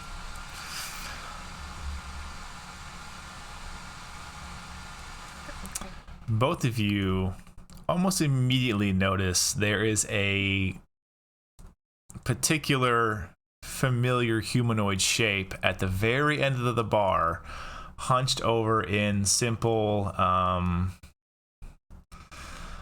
clothing. You've seen this clothing before, of a blue toned skin, this kind of stark white and blue colored hair,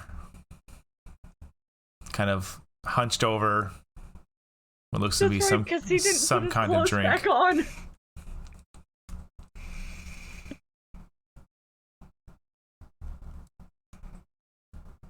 You both know this to be Isa, sitting at the very far end of the bar, all by his lonesome.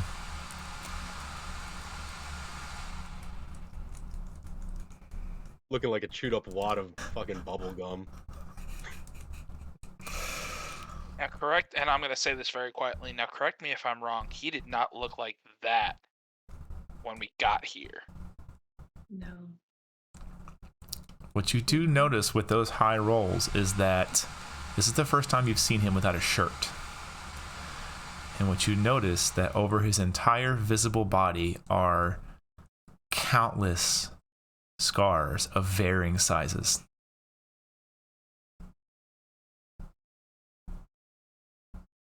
I need both of you to make me history checks. Tam, yours with advantage. Mine's with advantage, you said? Yes. Double 16s. Actually, I'm going to add a help die to that. Okay. Because I haven't gotten to use one yet tonight. That's a 20. Saving my 20 last total. one. Yeah. I would say, Tam, as you're looking over these scars, you do notice the formations of them, particularly across the back and sides. It is very familiar to how you have seen particular slaves in the north, particularly of Zotaris.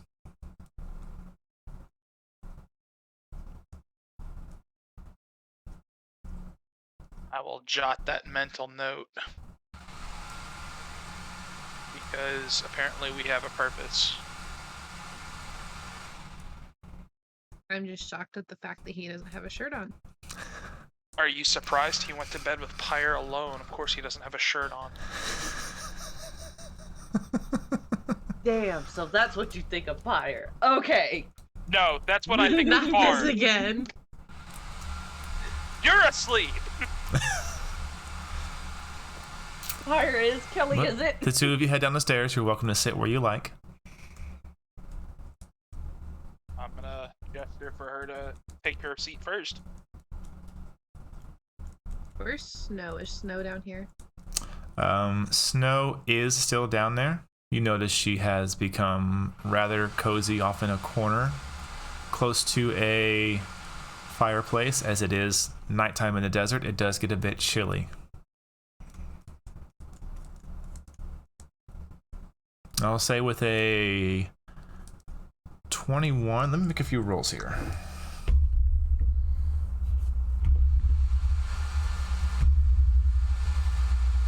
Hot damn. You do notice she seems to be just having a good seat. A little bit of leftover food in front of her. She sees the two of you, and you can see a bit of a smile. She waves. I'll kind of smile and wave back and find a spot where Tam and I can talk privately. Okay, easy to do this time of night. It's especially with the news you heard earlier. The tavern was essentially bought out for the evening, so there's not a lot of business tonight. It's pretty barren.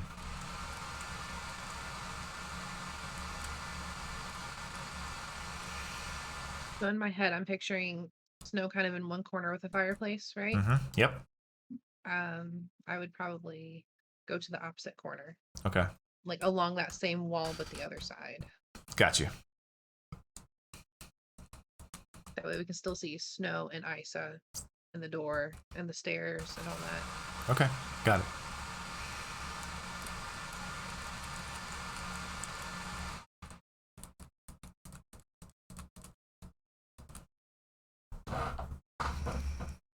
I will sit down where I can have my back to the corner. Okay. How's your arm? Better. It's getting there. It'll be better after I get some more rest. The bones are at least set, which is good. The rest of it will come with time. I've got nothing but time. I keep saying stuff like that.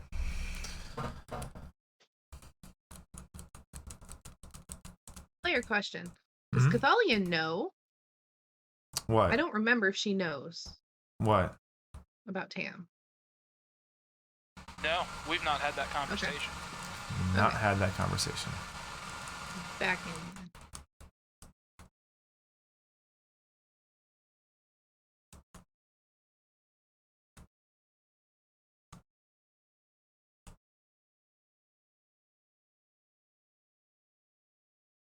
You said you wanted to talk. What do you want to talk about? A lot of things, but one thing in particular at the moment. Okay.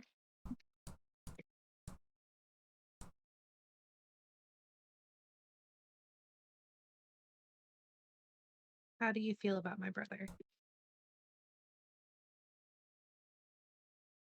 In general. He's loud. He's annoying. He's petulant. But ultimately, he's a good person. How do you feel about Pyre in general? Headstrong, willful, defiant, heart of gold, and selfless.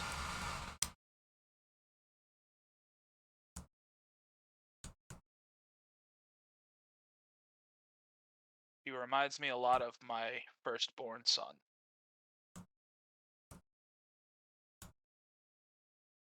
I think I'd like to hear about him sometime. Maybe on a night where it doesn't hurt so much. Understandable. Are they monsters to you? No. Then why do you What? keep saying monster? Who am I calling a monster? You throw the word out loosely, and some people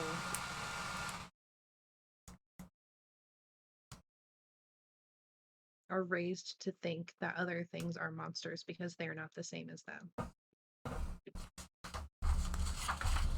And I will kind of set my jaw as a very stern and somewhat frustrated look comes over my face.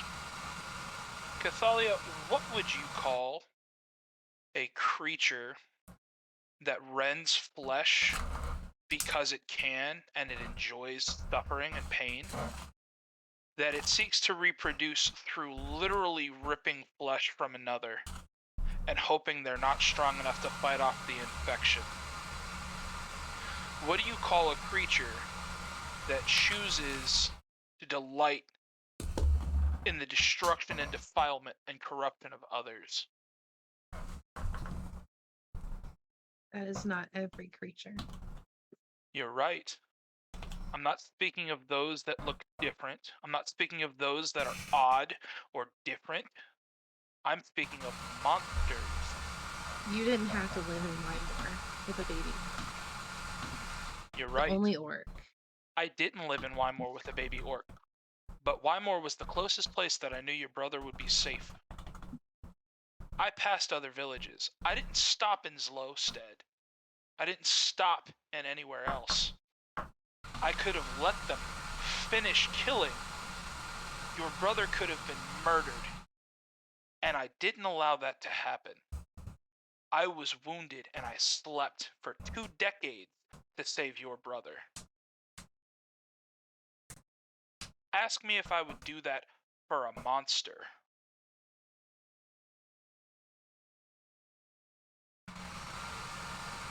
When I speak of monsters, I speak of vampires, wights, ghouls, ghasts, werewolves, literal devils and demons from another plane that come here because it's easy to kill them here and it's fun. I put down the things that would have made your parents choose between your life or your brother's and then kill both of you. I choose to hunt the creatures that devour families and leave children like Irin by themselves in the woods to be killed by less monstrous beasts or by simple starvation. That's what I deal with. That's what I hunt. That's what I take down. I care nothing for the color of someone's skin or where they come from or what they've dealt with. I care only for the destruction of things that choose to destroy for the sake of it, for the pleasure.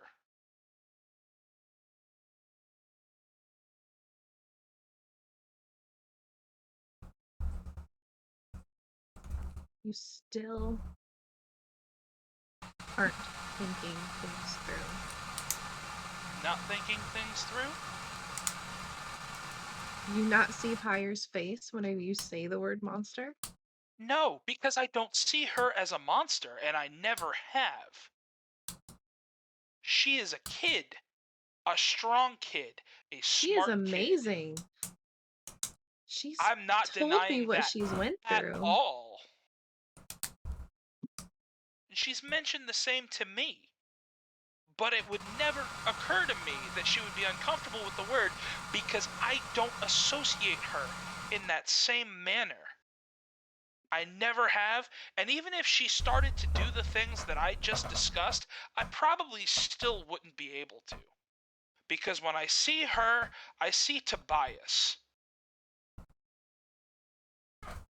I don't see a monster. And if I need to have that conversation or I need to come up with another name for it, then so be it.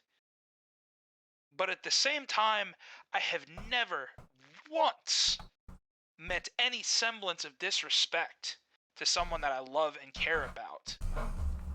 I would lay down my everything for any of you. So if you think that I flippantly or neglectfully use a word because I mean to upset someone with it, no. I don't think you mean to, but you do. And because I care for Pyre and my brother,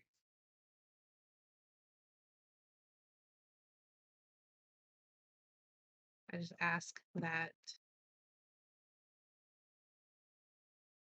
if you have any care for me at all, you would choose your words a little bit differently. Because they deserve that, especially what they've been through. And then I'm going to get up and kiss Tam on the forehead and go upstairs.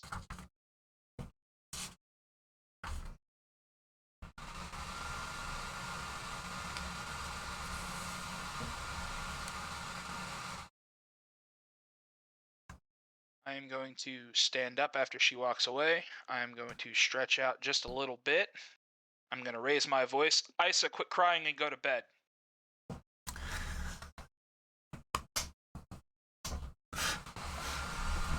We've got work to do tomorrow. We don't need you exhausted. Just finishing my watch here, boss. Isa's Sure. he's not turning around to look Tam in the face at all. He is still staring straight at the wall. Should I close my eyes and turn around and count to 5 to let you slink away? Will that be No, more helpful? I'm good. Unless you know first aid. Ice Rocket is 2 black eyes. Is anything broken or dislocated? Pride. I don't know. There's not enough medicine in the world to fix your broken pride, son. Yeah. What about Just you? accept it. We both love strong women, and it is what it is.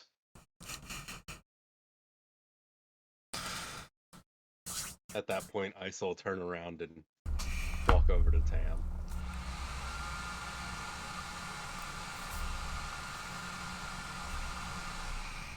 You should tell her that. Make sure you're at least 100 feet away from her brother, though. To give you a head start. I'm not scared. I'm not saying scared. It just gives me enough time to convince Fire to take that. I'm not gonna fight her brother. Jesus. Oh, I didn't say you were gonna fight him.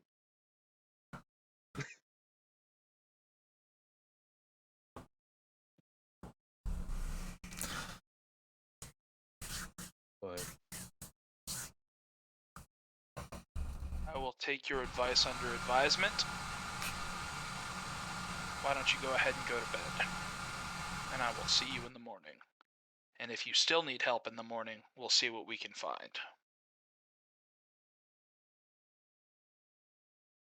yeah, I'll do that. And Ice will walk over to the table and put the key for the big room next to Snow, so that way you Okay. can sleep. Okay.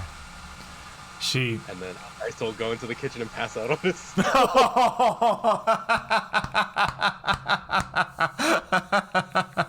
Okay. Does anybody else have anything they want to do the rest of the night before you return to your rooms? I would was like to gonna do roll what over I had to my other originally side. planned. I'll get to you in a minute, Kelvin. Don't worry. Yeah, I want to roll Anybody- over to my other Anybody side but and Kelvin. Do snore you a have little anything more. you want to do for the rest of the night? Yeah, I was gonna go up into the rafters. You know, what I had originally fucking planned and why I tried to clear out the main room Okay, so you before I had to get wait. on my boomer soapbox. You wait down there for Cathali to go upstairs. Yeah. She heads upstairs. Cathali, do you just head up without waiting for Tam, or do you wait for Tam? No, I walk up. Okay, you walk on up. With my brother. After a few minutes, Snow finishing whatever she had, you watch her head on upstairs with the key in hand. You are welcome to your own devices. I will climb up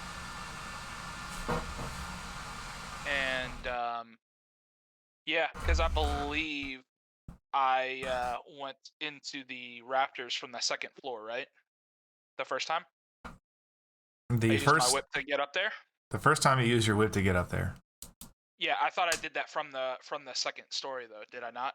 No, you had gotten onto one of the kind of booth tables that no one was at, and you had kipped off of that to lash onto a rafter. Well, let's do that again, shall we?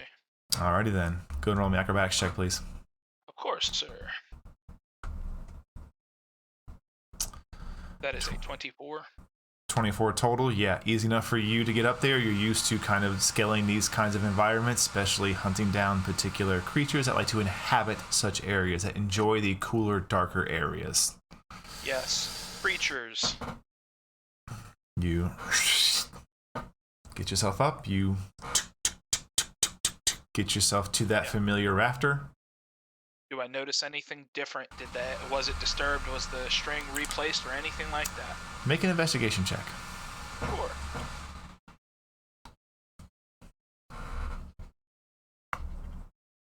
Hold 13. on. No. Okay. 14. Okay. You get over there and you begin to look at this familiar place, and you can see it looks like you had left it retied, correct? How did you leave it? Trying to recall now. I had left it untied. It is left in a similar condition to what you can remember in this moment.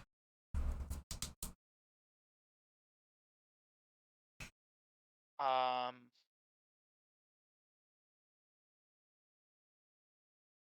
going to very...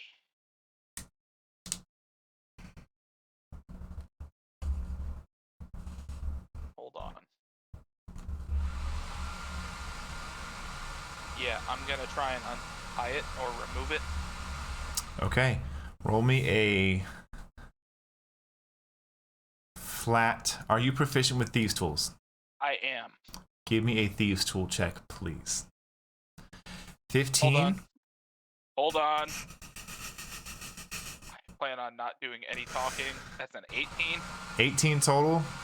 That is enough to be able to move the wire in a manner without breaking it.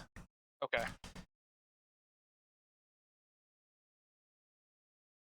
And you are free to whatever you wish to do next. I'm going to open that hidden compartment in the ceiling. Okay.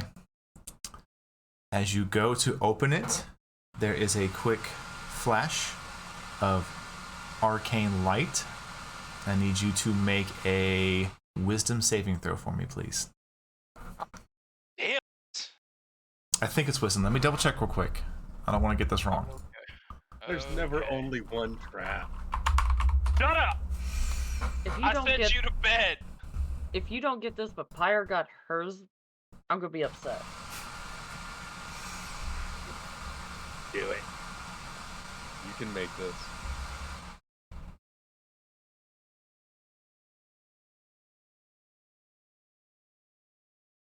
Oh, I'm sorry. There is no roll. Damn it. What? I did check. What is your current hit point maximum? Oh, yeah. Double 54? Okay.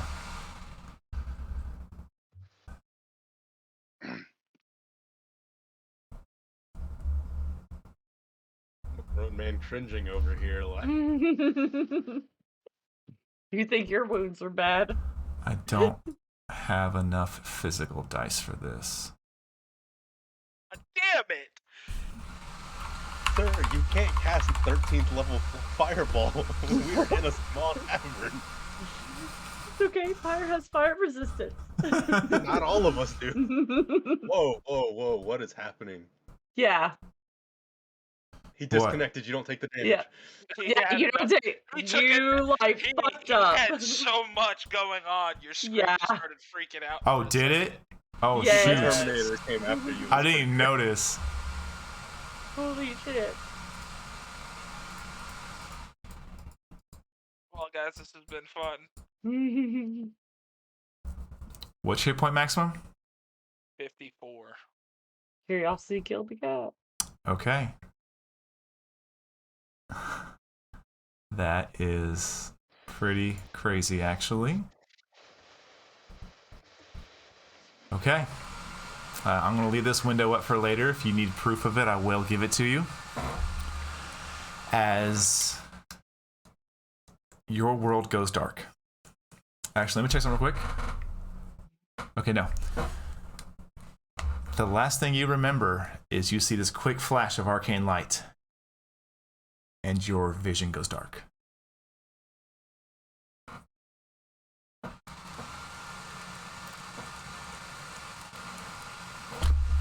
Cathalia, as you are heading back upstairs, I need everyone in the room to deafen themselves except Kelvin.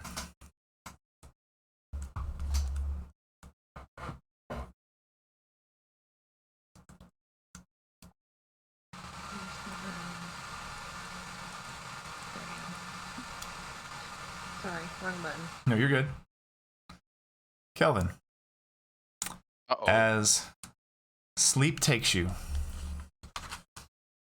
and you have that sensation of falling, almost as falling into unconsciousness.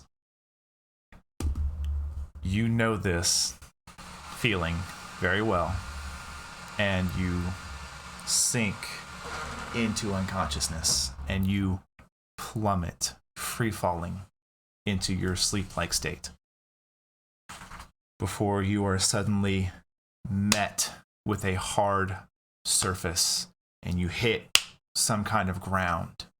You take no damage, but it hurts. You know you fell a good distance.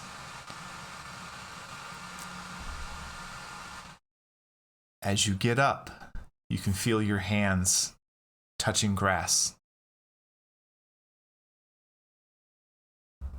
And you get up.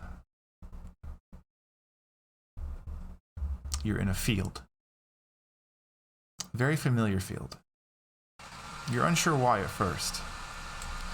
Perhaps a deja vu kind of feeling overtakes you. And you look around, you can see there are tents placed in various campsite locations. There are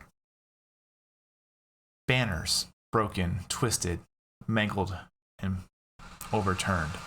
There are bodies laid about this field as the light in general is of a red tint.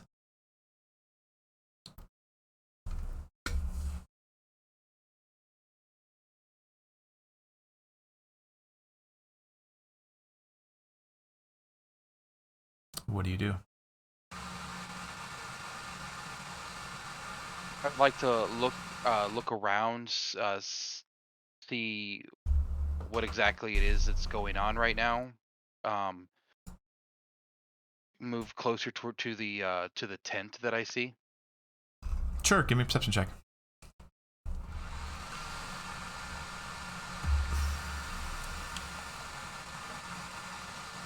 It's a 15.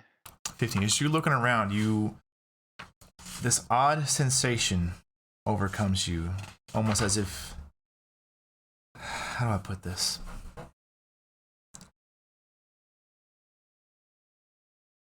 You didn't, I would guess Kelvin probably didn't grow up reading a lot of books. What he had to. When he had to? Yeah, I mean, anything that was done through school, and he wasn't the best reader, but I mean, he learned how to, and he did what he was supposed to. He tried to be a model student, but you know. Okay. I would say you do the closest sensation to this feeling I can give you as a reference for the player and the character is that Kelvin was used to reading one or two particular stories he actually enjoyed to read, to a point to where he was able to memorize what was going to happen on every page. He knew the outcome, but he still loved to read it and read it and read it. It's similar here. You know the outcome. You know what is going to happen as it happens. As you look across this field and you see the fires, almost everywhere you look, there's flame.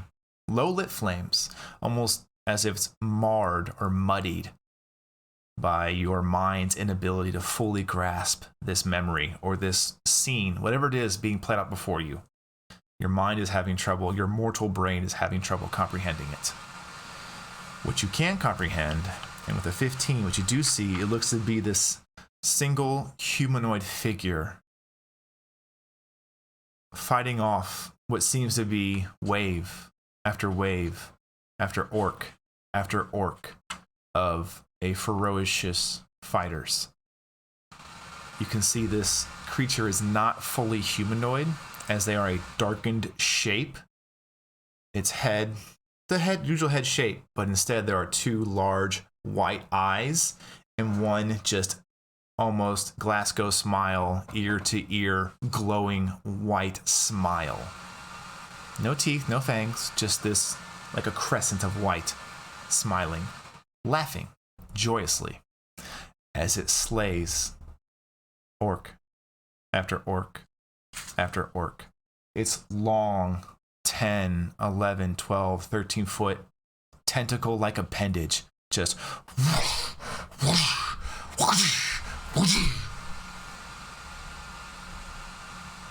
each swing takes off an arm, a leg, a head.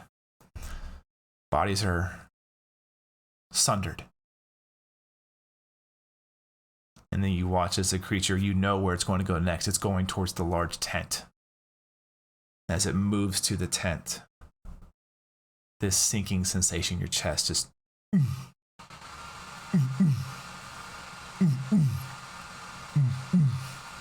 and time slows. And you can feel this frost overtake the lands and actually literally freeze the scene. Everything is instantly, in the snap of a finger, washed over with just a layer of ice. And you can see your father's axe in the distance between you and the creature.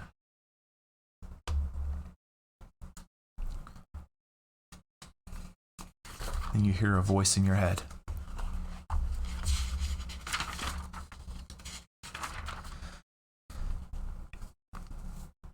Descendant of the Dawn Tusk, will you idly stand by as your kind is slain again and again?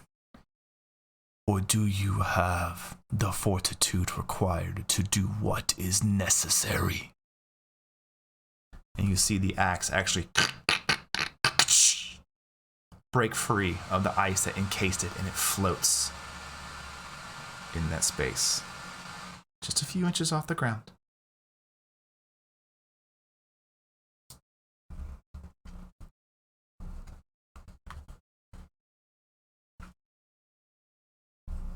Am I able to move? Yes, my apologies on that description. You were unaffected by this ice. I'm going to run. How far is it from me to the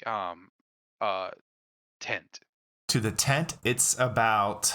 Or to the person going to the tent? Okay, so to the person going to the tent is about 20 feet. To get to the tent itself, it's about 45, 50 feet. I would like to run past where the axe is, grab it, Okay. and then move in front of the person and block their path and attack. Okay, roll a hit with advantage.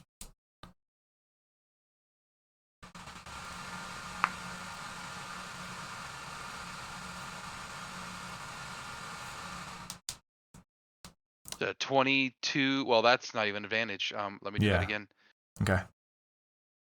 Yeah, it's a 22 to hit. 22 to hit for 7 points of damage. Yeah. As you... Two-handed, one-handed? That's two-handed. Where are you aiming? I just. Are you aiming upper it half, would be lower half? chest. Yeah, it'd be like chest area. Chest Chest area? and shoulder. Okay, so as you strike upward in that chest shoulder area, you actually catch like across here, up the neck, and just up the cheek and here, kind of almost giving like a cross-shaped scar to that large smile. And as you strike, you can see instantaneous spider webs of snow or ice effects around your slash mark, and that almost like watching glass shatter, it overtakes the entire creature's being. And you can see it beginning to grow and grow. What do you do? Since that would have been my action, I'll use I'm gonna go ahead and use 2 sorcery points, which is actually all I have left. Okay. I'm assuming I didn't get a rest. Correct, not yet. I'll use my last 2 sorcery points, and I'm going to, seeing that, I am going to cast Blue Flame Blade. Okay. Roll to hit. Again with advantage. This creature is still technically restrained.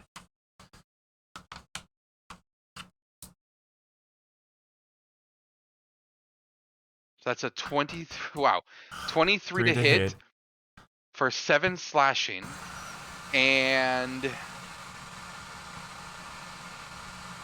7 cold damage. As you are you going to go up the other way, almost like an X cut, or are you going to come where are you striking with this next one? So the first one went up, and then so I would just turn it around and go across. Okay. So as you go across, are you going for the neck, a little higher, a little lower? Probably chest. Probably trying to attack that tentacle appendage. Okay. Yeah. As you strike across that way, the creature is obliterated outward from you in a single powerful strike. Strength you didn't know you had. Strength you don't have physically. But for some reason, in some way, in this moment, and with this axe, you're able to channel what you know as your arcane abilities into a physical manifestation of sheer power through this axe. And with that, the scene, all the flames are put out as the ice shatters and dissipates. And then as this happens, you fall backwards as the ground beneath you vanishes. And as you fall slowly, moving back into that dreamless sleep, you just hear that voice again. Good. You'll need that strength. Stay the path. It will lead you to the creature. It will lead you to the one that did this. And you fall back into unconsciousness. I'm going to put a message in the chat so they know.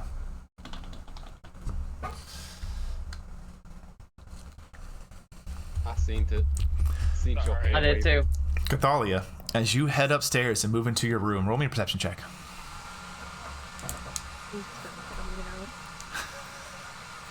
Oh, what happened? 19 total. As you grab the handle, it's just like, this is pretty decent iron handle, the kind of like that. As you grab it, your hand pulls back. It is freezing cold.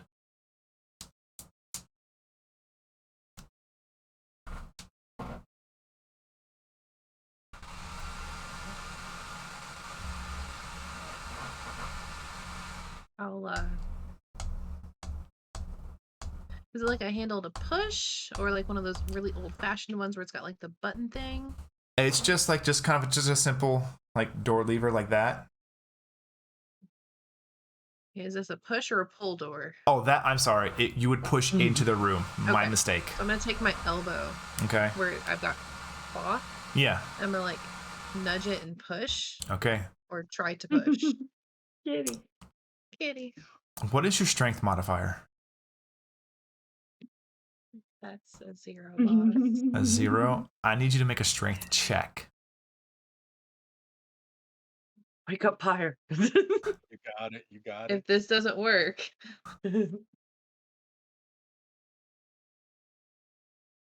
3. Oh my god. um, Are you satisfied with know. this roll? I am not satisfied with this roll. Will you use a help dice? It would be my last one, and It I really is- don't think it would do much good. Okay. I'm gonna. As you push down and push in, there's this odd bit of resistance to the door, and it takes you just 1 or 2 extra seconds. Such a low check actually grants you a bit of insight on this. And you push, and you hear the sound of cracking ice and falling ice. As you look and you open the door fully, there is these bits of ice shards just at the corner of the door where the hinges are, or where they would line up to be. The room is cold. Not as freezing as the handle, but it is noticeably cooler.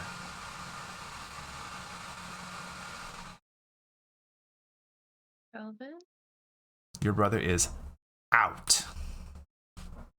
Probably Like, a little sweaty. in normal, like, snoring fashion. There is nothing wrong with him that you can tell at this point. He is just out.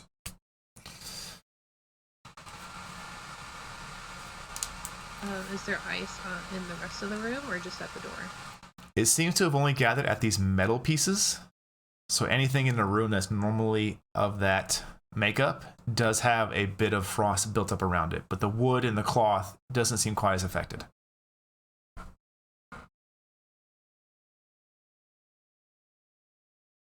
Is it like uncomfortably cold for me? You'd want to sleep under a blanket.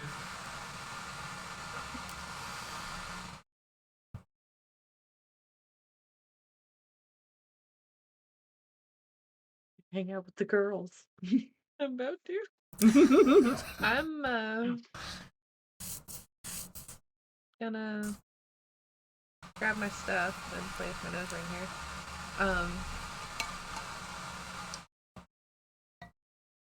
And I'm gonna like really quickly like pull the door closed. Okay. I'm assuming the handle's still cold. Oh yeah.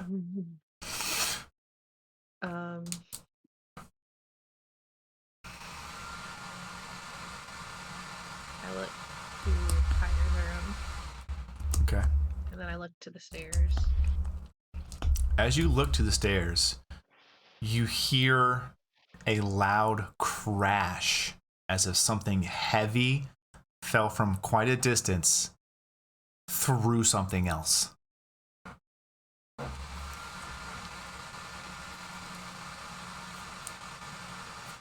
That's gonna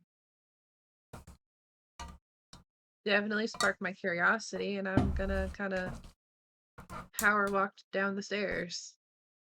Okay. Like not a run, but You not power walk down the stairs real quick, and you see what looks to be a body has fallen through one of the tables, and there is just glass cups kind of broken all around the area.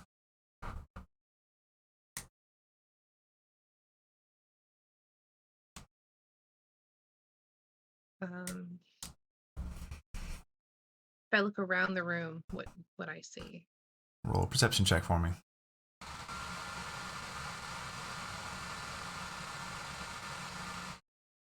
$26. 26. Would you move closer to this thing that fell? Cautiously, yes. As you move closer, you can see no one else seems to be disturbed. There's no one really here at all. Like even the barkeep is not behind the counter.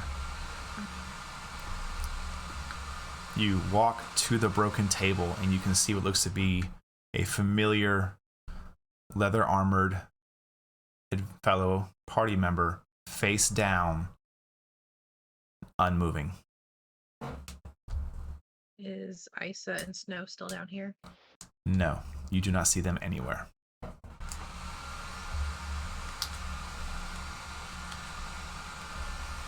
I'm gonna panic and like rush up and try and like turn them over. Okay. Takes you a moment, but you're able to move Tamriel's body over. Yeah, because I'm tiny. Yeah. That heavy. Ow! She has a low strength. It's not the fact you're heavy, it's the fact that you're a potato Oh sack. yeah. Mole. Wait, got it. Mole.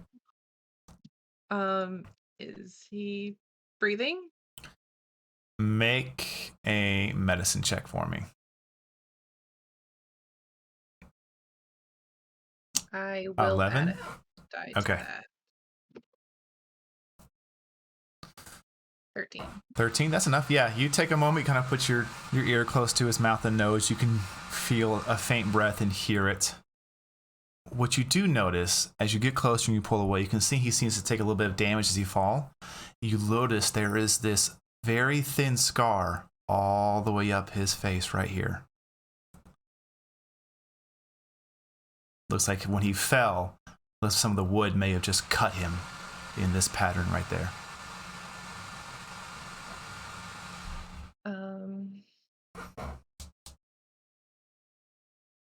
As I shake him and say his name, I'm going to cast Cure Wounds.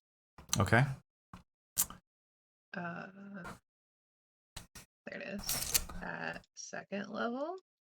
Being right there, that close, I won't make you make a perception check. You notice your magic does not take hold. And normally, even if someone isn't terribly hurt, or even if they are at full vitality, you know that it would at least close particular wounds and it would heal anything damaged. The magic does not take hold, and that currently slow bleeding scar up his face right there is still slowly bleeding. Is this like when Kelvin was kind of comped out?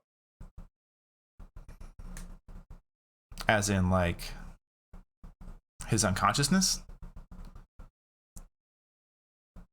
Because I know when Kelvin saw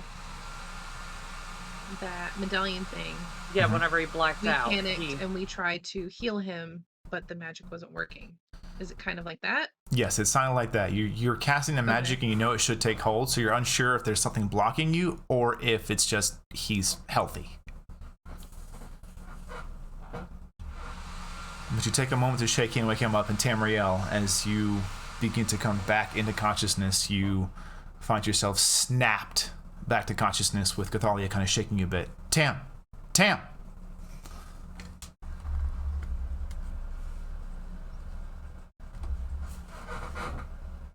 Up in the face. No. He lays there unmoving, eyes open. Oh, I'm not reacting at all? You didn't say anything when I prompted you to, so I figured you were staying there quiet and eyes open. No, I'm gonna, like, inhale Okay. sharply and start to try and sit up. Okay. You're pretty sore. Took a fall. Took a tumble. So can I actually cast Cure Wounds now? Because I never actually casted it. Well, it still expended the spell slot. Oh yeah, well I never actually finished that because you were talking. I'm Sorry. So I will do that officially. You Alright, can cool. expend your next spell slot if you so wish. Well, I mean, he's okay-ish. Yeah.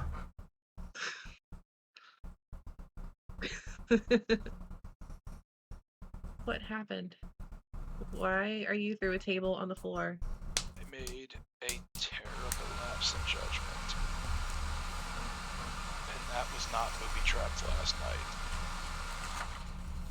As I sit up. So either someone realized that I found their little hidey hole, or someone got worried that we would find something.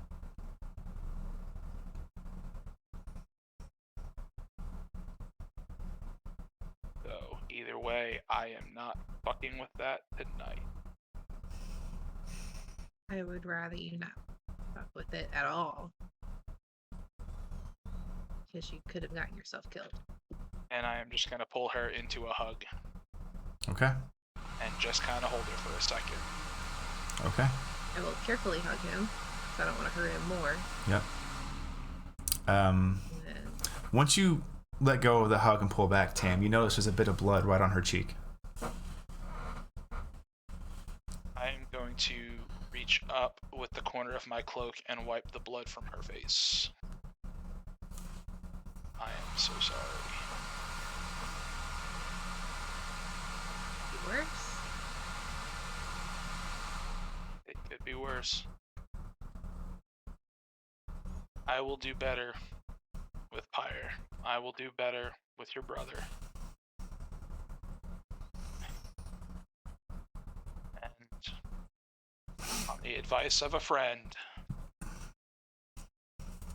I love you. And I will kiss her once and I will walk away. Okay.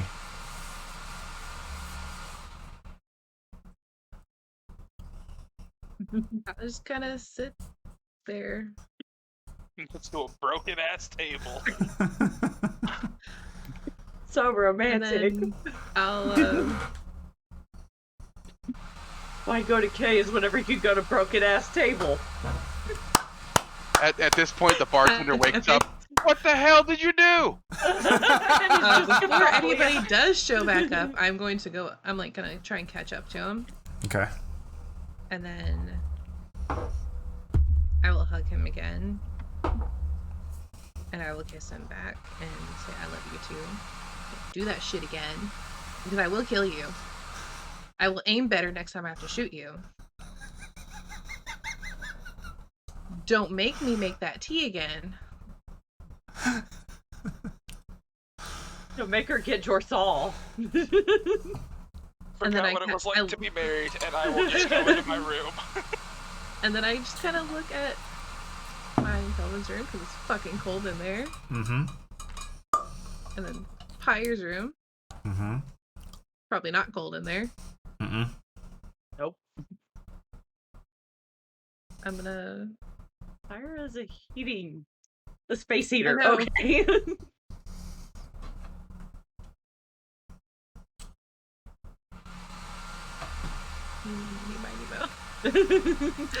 Where are you going? Where are you sleeping? The stool's mighty comfy.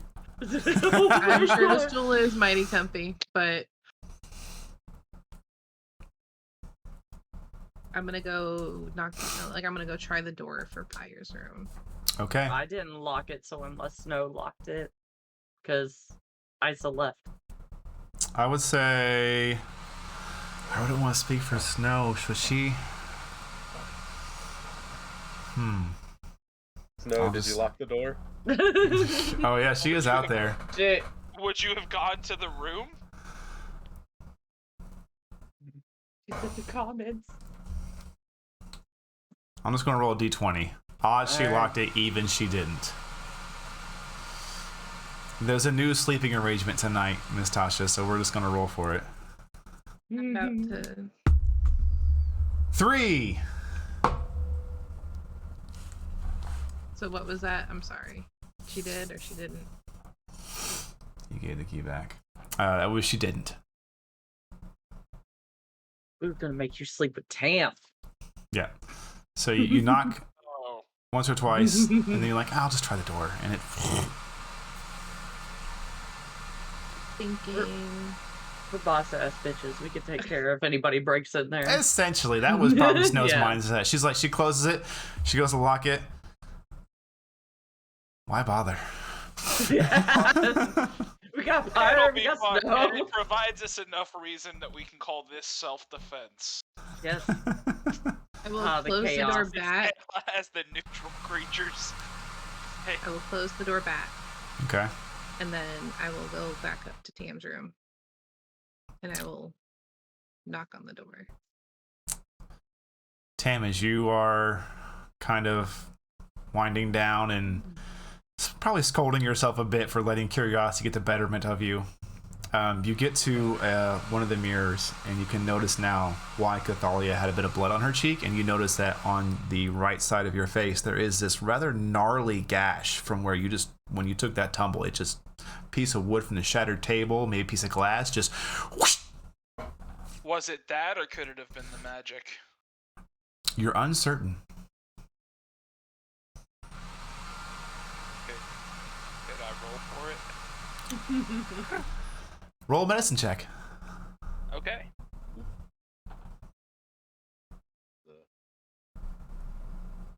And of course it would be medicine. Fucking wisdom. 10, you're like, gosh, there must have been a half-broken glass or mug on that damn table when I fell through it. Could I? Okay. I so am an attractive guy. I was gonna say, with the medicine check, can I make sure that there's not something in there then in the scar? Like there's not like Broken like glass. splinters or I'd say for a glass or 10, something you like you that? kind of feel the wound for a bit. It obviously hurts, but it doesn't hurt to where something could be protruded or stuck in you. Yeah. It seems like a clean cut. Well, who knows? Maybe chick stick scars. And I will. And get then right about this comfortable, and moment, even if I'm not right about this moment, you hear. And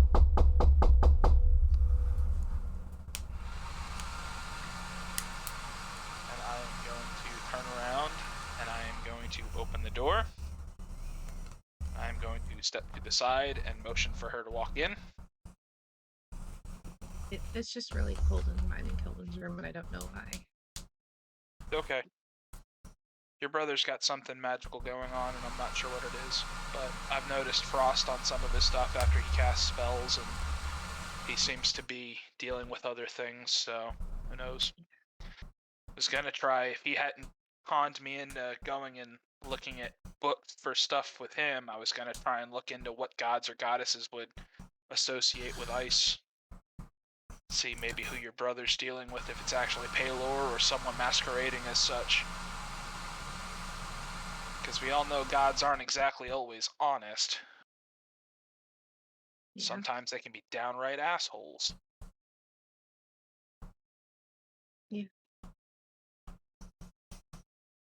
I'll let it go in, and I'll just kind of trance in a corner. Okay. I will guide her to the bed, and I will sit on a chair. Okay. by the desk as I review my journal. Okay. All of you have a long rest. You may restore your abilities, your hit points, anything else. As all of you wake up in the morning and gather downstairs for breakfast. I will say all of you notice the freshly broken table in the kind of far corner of the room there. It's still there. All of you sit down for your normal breakfast. And all of you also notice that there's this strange, fresh scar on Tam's face. He looks to be moving a little sorely. And Isa also seems to be moving a little on the more sore side.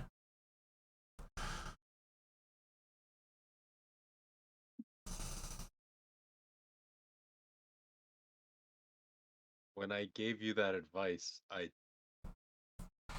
told you 100 feet. I don't know what you're talking about. What advice?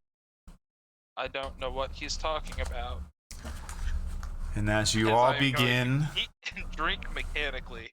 as all of you begin to plan your day and what you're going to handle for the day, that's where we're going to close out today's episode. Dude, we're going shopping. Getting our clothes. Yeah. Next session, Oh yeah. you can go pick up your freshly made Muttle fashion. Dude, next Aw, episode yeah. is starting with Isa playing his lute, playing fucking 3-6 Mafia. Well, everybody, Y'all thank you so ready much for the being Princess here. Leia slave outfit. I hope all of you enjoyed this episode as much as I did. I know I had a lot of fun DMing it. I feel certain and confident my players had a lot of fun playing at the table. We hope you enjoyed it. And if you did enjoy it, we hope you will... Panic attack. Nah, you're fine. If you did enjoy this, we hope you share it with your friends, your family, anybody that may just love D&D and want to watch a fun D&D show. I won't spend too much time on the back end here for announcements. I'll just say that don't forget to catch us Friday at 6:30 Central Standard Time for our Friday night game, The Temptation of Reldon, DM by Mr. Knighted Bishop. And then I will say, be ready for some good announcements Friday night. Make sure you're there. And that's all I'm going to leave it at.